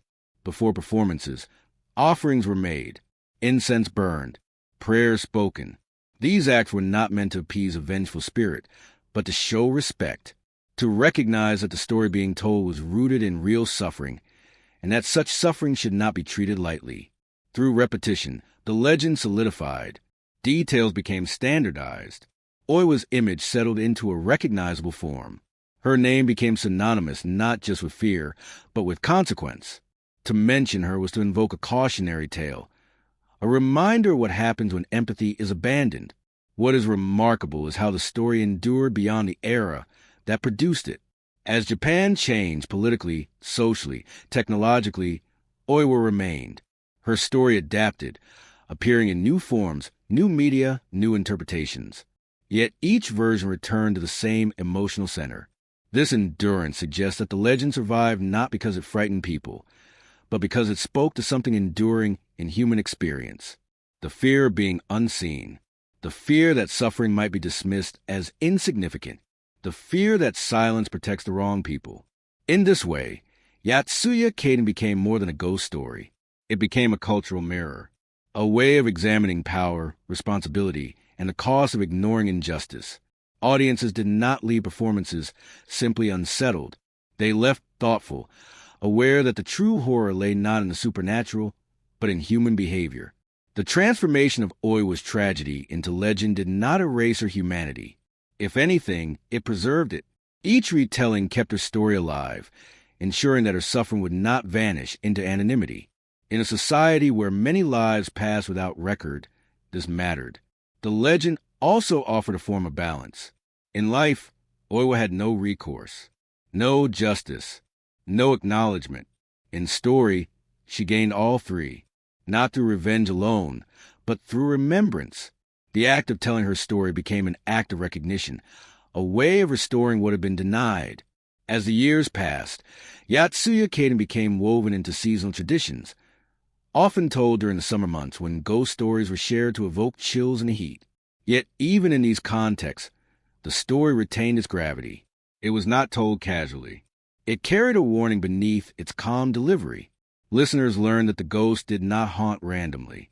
She followed the thread of wrongdoing. She appeared not to terrorize the innocent, but to confront the guilty. This distinction reinforced the story's moral center, without turning it into a lecture. In this way, the legend evolved into something both intimate and expansive. It belonged to everyone who heard it, yet it retained the specificity of one woman's suffering.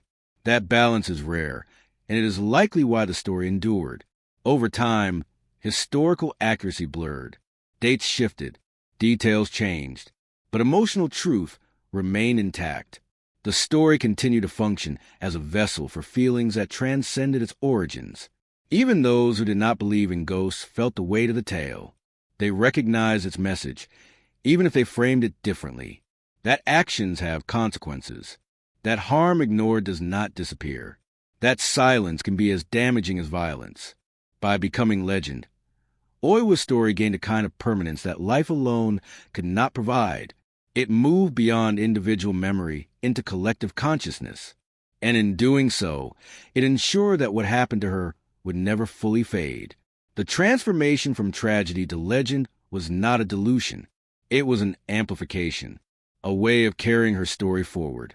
Not as a warning whispered in fear, but as a truth spoken softly and remembered long after the telling ended.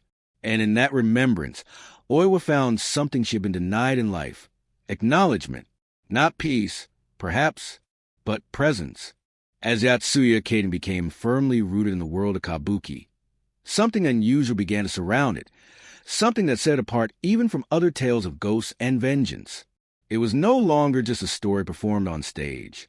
It became an experience approached with caution, as though the act of telling it carried weight beyond words and costumes. Kabuki actors were accustomed to intense roles. They portrayed warriors, lovers, traitors, and spirits night after night. Yet many of them spoke differently about Oiwa.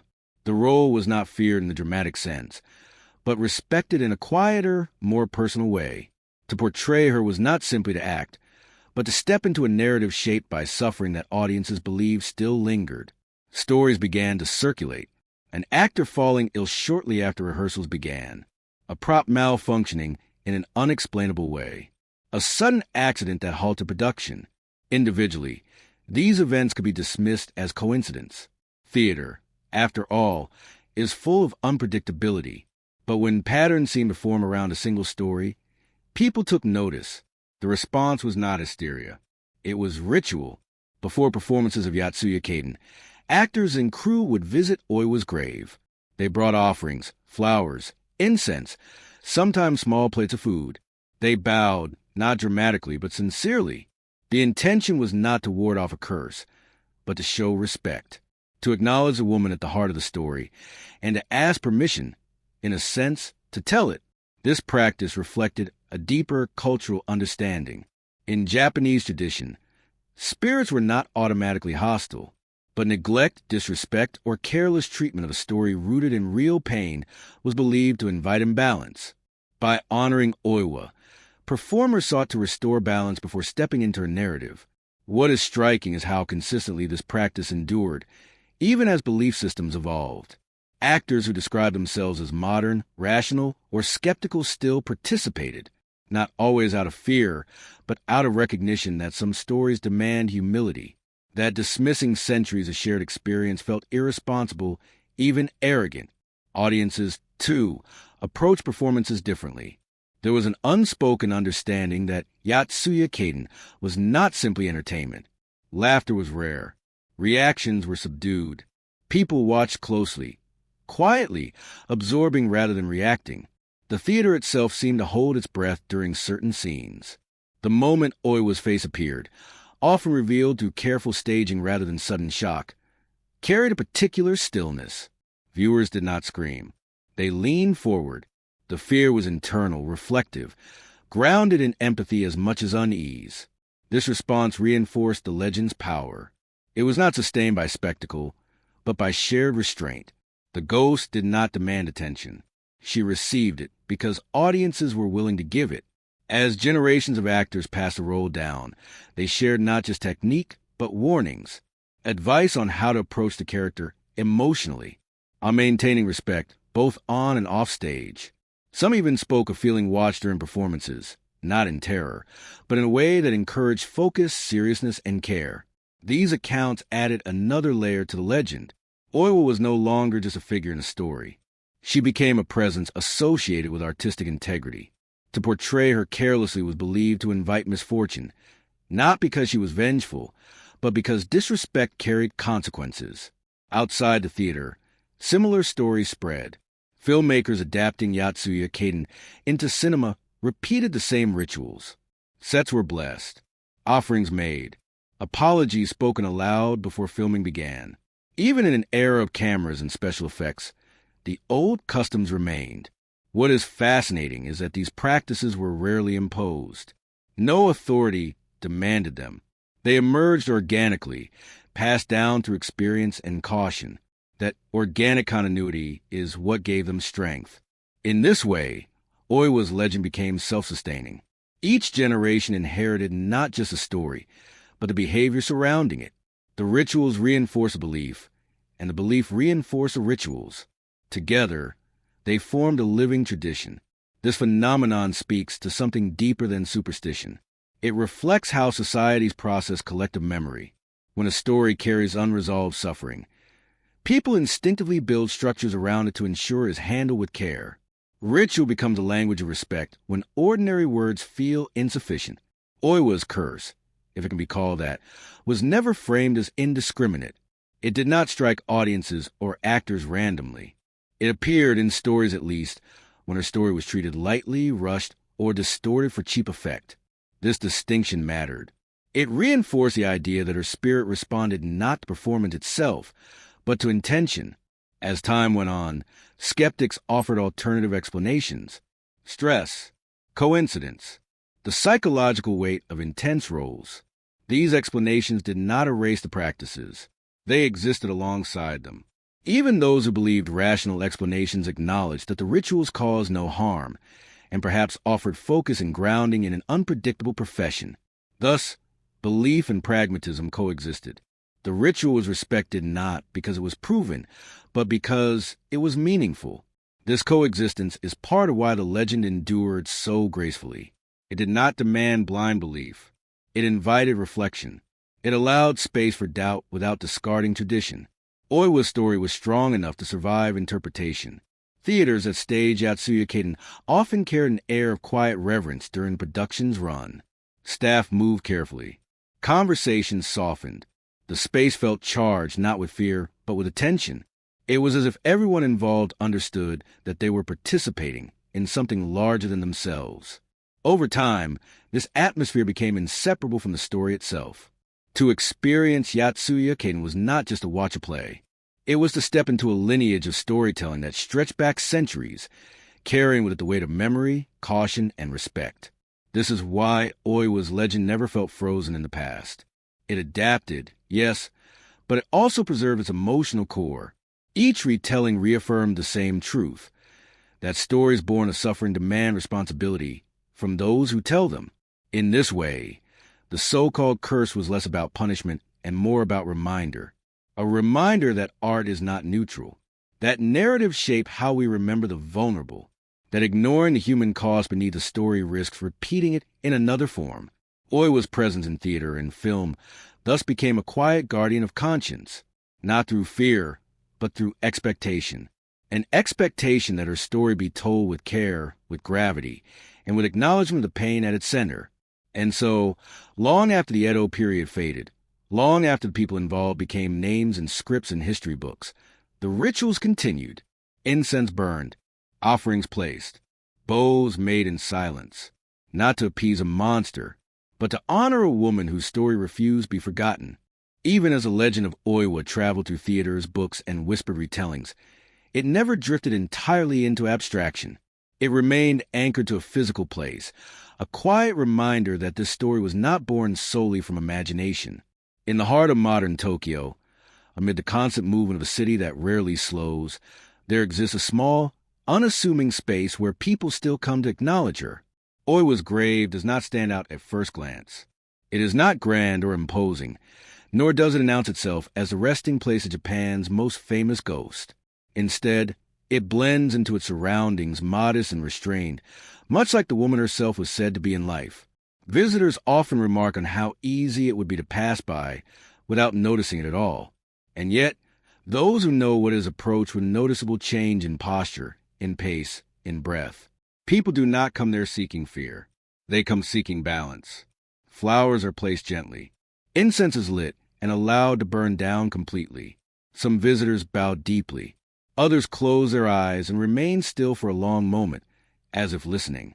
There is no single prescribed ritual. What matters is intention, respect, acknowledgement. Among those who visit are actors preparing to portray Oiwa, filmmakers about to adapt her story, and storytellers who feel compelled to pay their respects before speaking her name publicly. But there are also ordinary people, individuals with no professional connection to theater or film, people who have heard the story once and felt something linger, people who have experienced betrayal, silence, or injustice in their own lives and recognize something of themselves in her. What draws them is not the promise of spectacle, but the weight of memory. Standing before the grave, it becomes clear that Oiwa's legend endures not because people fear her, but because they feel responsible to her. Her story carries an implicit request. Do not forget what happened here. In Japanese culture, graves are not places of finality. They are points of connection. Ancestors are remembered not as distant figures, but as presences woven into daily life. Oiwa's grave functions in this way, even for those who do not believe literally in ghosts. It is a place where history, emotion, and imagination converge. The act of visiting becomes a kind of dialogue, not spoken aloud, but felt. People bring their own interpretations, their own questions. Some ask for forgiveness on behalf of those who wronged her. Others simply apologize for the pain she endured. There are visitors who whisper thanks, acknowledging that her story has helped them understand something about their own lives. This response reveals something important about the legend's evolution. Oiwa is no longer viewed solely as a vengeful spirit. Over time, she has become a symbol of wronged silence, of suffering that demands recognition rather than fear. The grave embodies this transformation. It is not a place of warning, but of reflection. Interestingly, there are few dramatic tales associated directly with the site itself. No consistent reports of apparitions. No widespread accounts of visitors being harmed. The atmosphere, while solemn, is not oppressive. Many describe it as calm, even comforting. This calmness stands in contrast to the intensity of the legend, and that contrast is meaningful. It suggests that what unsettles people about Oiwa is not her presence, but the conditions that created her. The grave does not radiate anger. It radiates memory. In this way, the site acts as a quiet corrective to sensationalized interpretations of her story. It grounds the legend in humanity rather than horror. It reminds visitors that before there was a ghost, there was a woman who suffered quietly and died without acknowledgement. Over the years, caretakers of the site have noticed patterns. Certain days bring more visitors than others, particularly around performances of Yotsuya Kaiden or new adaptations of the story.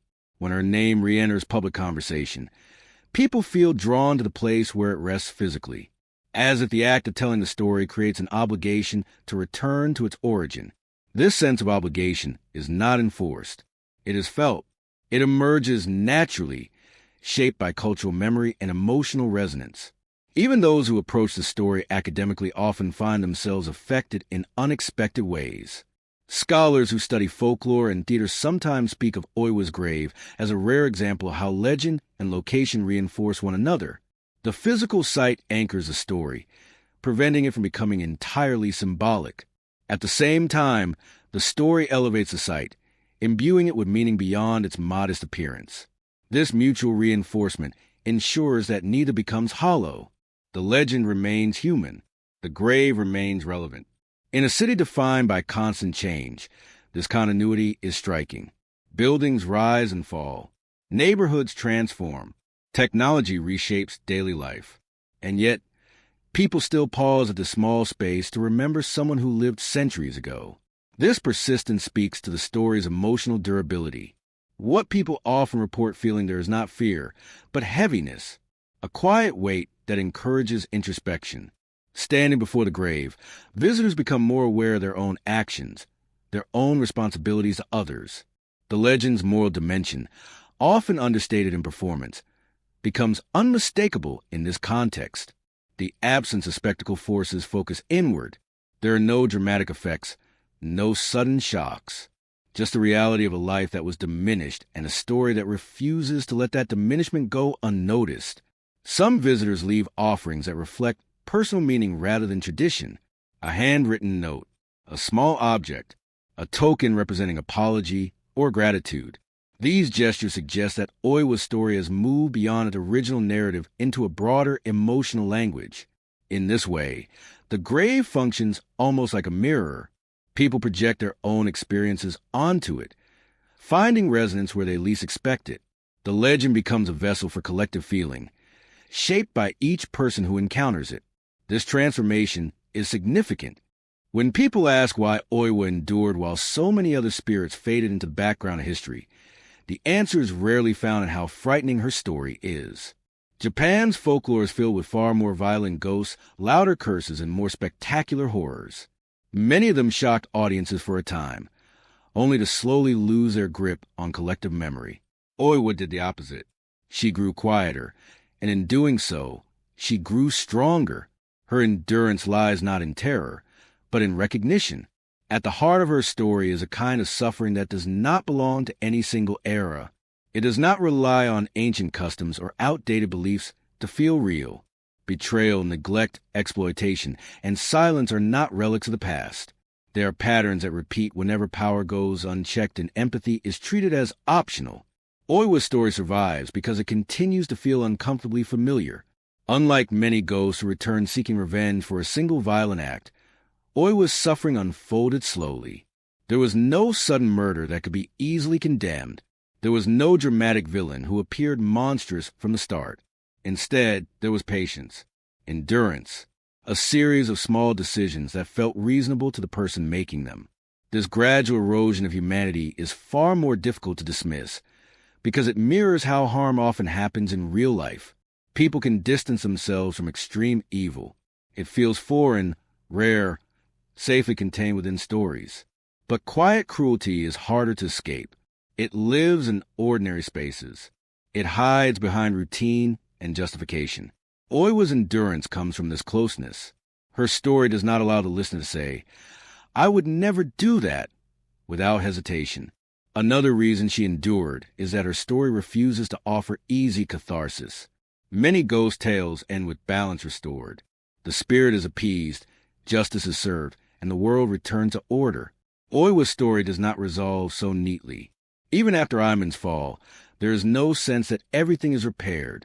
Something remains unsettled. This lack of closure mirrors the reality of unresolved harm, where consequences linger long after the original event. That lingering quality keeps the story alive. It invites retelling not to conclude it, but to sit with it again. Each generation revisits Oiwa not to find new answers, but to re-experience the questions she raises. There is also the matter of empathy. Many ghost stories position the spirit as an external threat, something to fear or defeat. Oiwa is different. From the beginning, she is framed as a victim before she is ever seen as a ghost. Her suffering is given context, depth, and emotional weight. By the time she returns, the audience understands why. Fear is tempered by sorrow. This emotional framing matters. Stories rooted in empathy tend to endure longer than those rooted purely in shock. Empathy invites reflection. Reflection encourages memory. Oiwa's story does not rely on startling the audience into attention. It draws them in quietly, asking them to feel before they judge. Her endurance is also tied to the social dynamics of her story. Oiwa was a woman of low status, with little power and few protections. In life, she was easy to ignore. In death, she became impossible to dismiss. This reversal carries a subtle but powerful message. It suggests that voices silenced in life may find resonance later, in ways that cannot be controlled. This theme has allowed her story to resonate across centuries, even as social structures have changed. While the specifics of Edo-era marriage and class may feel distant, the imbalance of power within relationships remains relevant. So does the fear of being trapped in a situation where one's suffering is minimized or dismissed. In this sense, Oiwa's ghost is less a supernatural entity and more a moral presence. She represents what happens when society fails to protect the vulnerable and when those failures are left unexamined.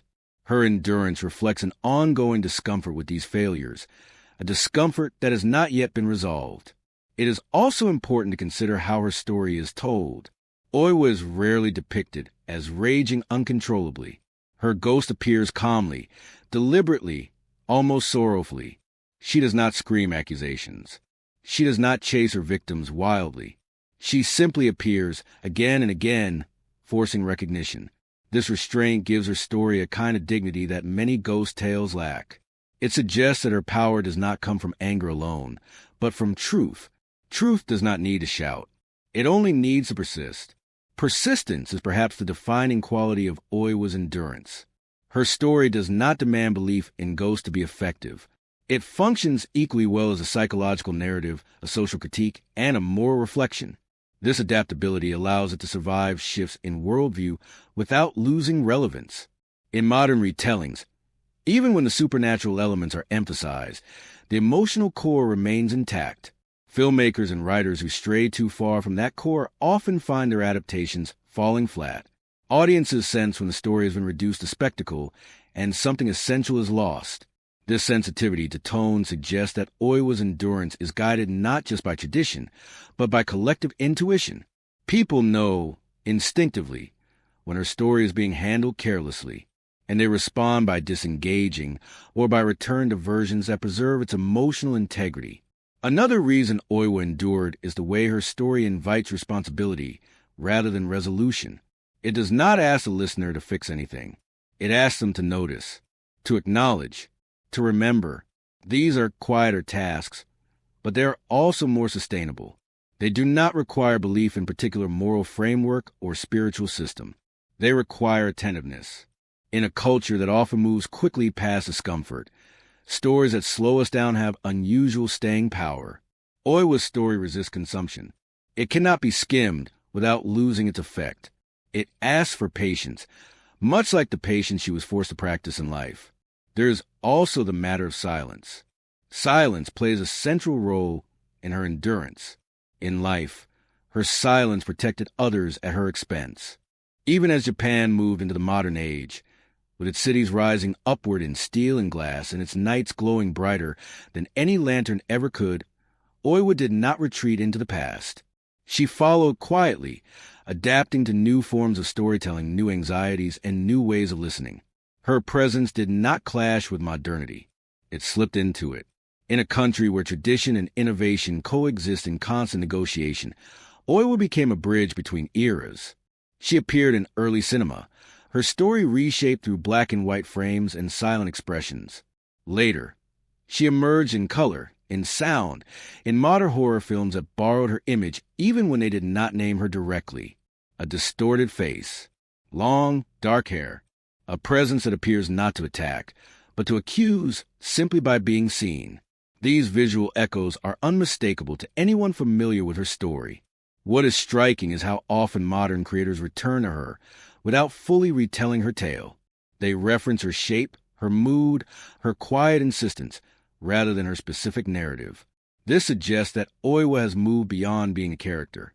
She has become a language, a shorthand for a particular kind of haunting, one rooted in guilt, betrayal, and unresolved harm rather than spectacle. Modern Japanese horror, especially, carries her influence deeply. Unlike many Western horror traditions that rely on sudden shocks or visible monsters, Japanese horror often emphasizes atmosphere, restraint, and psychological unease. The fear does not come from what is shown, but from what is implied. This approach mirrors the structure of Oiwa's story almost perfectly. In these modern tales, ghosts often appear without warning and without explanation. They do not roar or threaten. They simply intrude into everyday life, revealing fractures beneath normalcy. This quiet intrusion feels very much like Oiwa's legacy. She taught audiences that the most unsettling horrors are those that feel personal, intimate, and inescapable. Beyond film, her influence extends into literature, manga, and even video games. In each medium, the core elements remain recognizable. A wrong that was never acknowledged, a presence that refuses to disappear, a past that insists on being seen, no matter how deeply it is buried. Even when creators claim they are not directly inspired by Oiwa, the patterns persist. This is how cultural echoes work. They do not require conscious imitation. They live in the shared imagination, shaping creative instincts without announcement.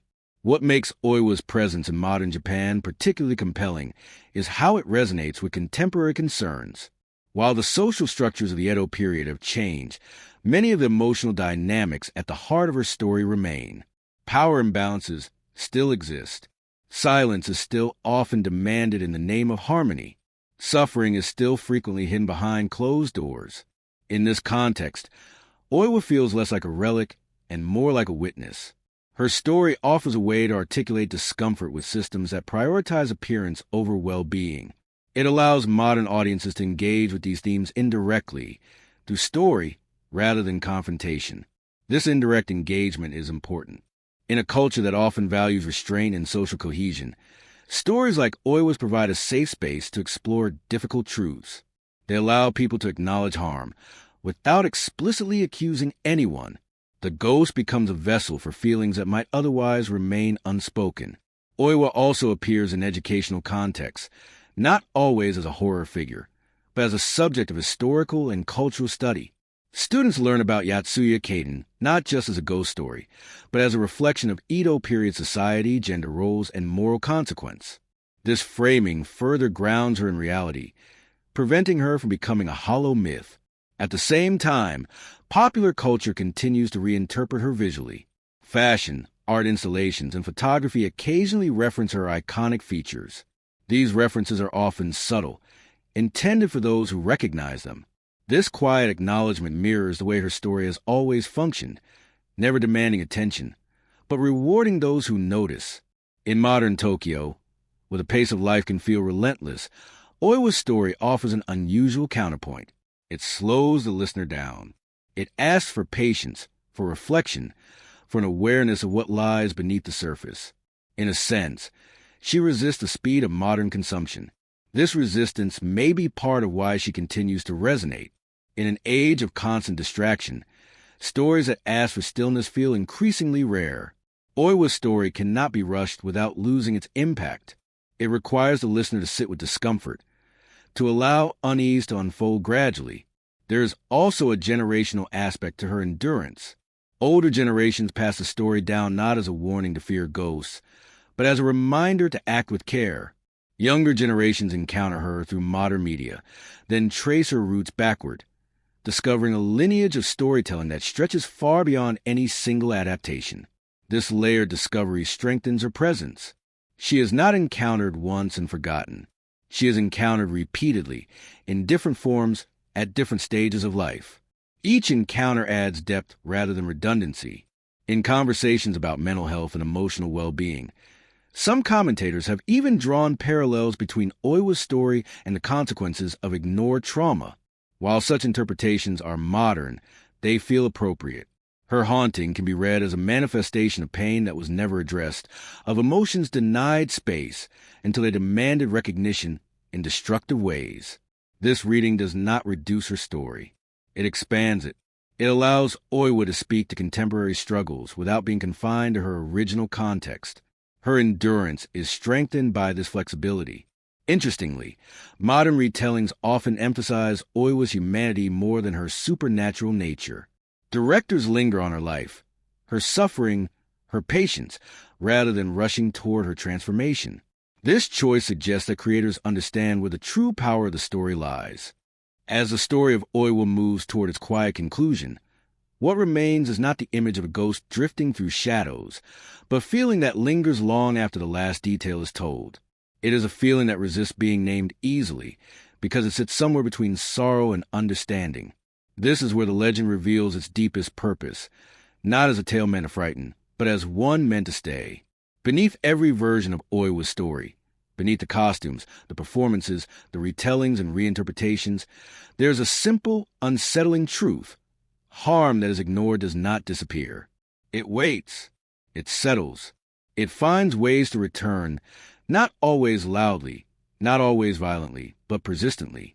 This truth does not belong to any one culture or era. It belongs to human experience itself.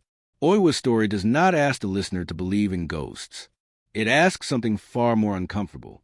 It asks the listener to consider the cost of silence. Not the silence of peace or reflection, but the silence that allows suffering to continue unchallenged. The silence that protects convenience rather than compassion. In life, Oiwa endured quietly because she believed that patience was virtuous, that harmony was worth personal pain. These beliefs were not unique to her. They were encouraged, praised, and rewarded. And yet, they left her defenseless when those around her chose ambition over care. The story does not condemn patience itself. It asks what happens when patience is exploited. This question remains deeply relevant. Even in modern societies that value individual voice more openly, many forms of suffering still go unnoticed because they are not disruptive enough. They do not demand attention. They do not inconvenience others. Oiwa's endurance reflects this reality, reminding us that the absence of complaint does not equal the absence of pain. The haunting that follows her death is not presented as revenge in its simplest form. It is not an explosion of rage meant to satisfy a desire for justice. It is quieter than that, more persistent. Her presence does not destroy indiscriminately. It follows the thread of responsibility, returning again and again to the source of harm. This distinction matters because it reframes a ghost not as a monster, but as a consequence. Oiwa does not punish the world. She confronts a specific failure, the refusal to acknowledge another person's humanity. When Iman falls, the story does not celebrate. There is no triumph. His suffering does not erase hers. It does not restore balance in any satisfying way. This lack of catharsis is intentional. It reflects the reality that accountability does not undo harm. It only prevents further denial. The story leaves us with discomfort rather than closure, and that discomfort is its lesson. We are not meant to leave feeling relieved. We are meant to leave aware. In many ghost stories, the living are victims and the dead are threats. In Oiwa's story, this boundary is blurred. The living become dangerous through neglect and selfishness. The dead become reminders of responsibility. This inversion forces the listener to reconsider where fear truly belongs. Perhaps the most unsettling realization the story offers is that the haunting begins long before death. The first ghost in Oiwa's story is not her spirit, but guilt. Guilt that is ignored, rationalized, and buried until it grows powerful enough to reshape reality. By the time the supernatural appears, the damage has already been done. This framing shifts the story away from superstition and toward introspection. The question becomes not do ghosts exist, but what do we leave unresolved? What moments of silence? What justifications? What small acts of indifference accumulate quietly, waiting to be recognized? Oiwa's presence forces recognition, not through argument, but through persistence. She appears again and again, not to demand punishment, but to refuse erasure. In this way, her ghost becomes an act of memory. Memory is central to the story's lesson. Not memory as nostalgia, but memory as responsibility. To remember is to refuse the comfort of forgetting. It is to hold space for what was lost, even when doing so is uncomfortable. This is why Oiwa's story has survived so long, without losing relevance. It does not rely on fear that fades with familiarity. It relies on memory that deepens with reflection. Each retelling is an act of remembrance, a quiet acknowledgement that what happened mattered. The story also challenges the idea that justice is always loud or immediate. Sometimes justice takes the form of a story that refuses to go away, a name that continues to be spoken, a presence that lingers in culture, reminding each generation of what can happen when empathy is abandoned. There is a gentle warning embedded here, but it is not threatening. It does not say, behave or you will be punished. It says something more subtle. Pay attention, or you may become someone who is haunted. Being haunted, in this sense, does not require belief in spirits. It requires living with unresolved harm, living with the knowledge that something was ignored when it should have been addressed. That knowledge is weight. It shapes behavior. It distorts perception. It lingers. Oiwa's story invites the listener to notice that weight before it becomes unbearable. It suggests that acknowledgement, even when late, is preferable to silence. That apology, even when it cannot undo harm, still matters. At the same time, the story does not pretend that acknowledgement fixes everything. Oiwa is not appeased by words alone. The legend does not offer easy redemption. This honesty is part of its strength. It respects the reality of harm rather than smoothing it over. In the context of sleep and reflection, this lesson takes on a softer form. As the mind slows and the world grows quiet, stories like Oiwas settle differently. They do not agitate. They invite contemplation. They encourage the listener to consider their own life gently, without accusation. Who have we overlooked? Whose pain have we assumed would simply fade? What silences have we accepted because speaking felt inconvenient or uncomfortable? These questions do not demand immediate answers. They are not meant to provoke anxiety. They are meant to rest quietly in the mind, like a low-burning lantern, illuminating rather than startling. This is why Oiwa's story is often told at night. Not because darkness makes it scarier, but because darkness creates space. Space for thoughts that are too subtle for daylight. Space for feelings that are easy to ignore when the world is loud. In the quiet, the story becomes less about ghosts and more about care, about noticing, about the responsibility we carry simply by sharing space with others. Oiwa's ghost does not chase. She waits, and in that waiting, she mirrors the patience that defined her life. The difference is that this patience is no longer self-sacrificing. It is insistent. It refuses to be ignored. The lesson, then, is not about fear of consequence, but about the value of recognition. Recognition of suffering. Recognition of humanity. Recognition of the fact that our actions ripple outward, often in ways we do not immediately see. When the story ends, there is no dramatic release. Instead, there is a quiet understanding, a sense that something important has been acknowledged, even if it cannot be resolved completely. This understanding is what listeners carry with them as they drift towards sleep. Not dread, but awareness. Not tension, but reflection. Oiwa's story does not ask us to stay awake in fear. It asks us to rest with the knowledge that attention matters, that listening matters, that silence can heal or harm, depending on how it is used. And in this gentle, unsettling truth, the story finds its lasting power.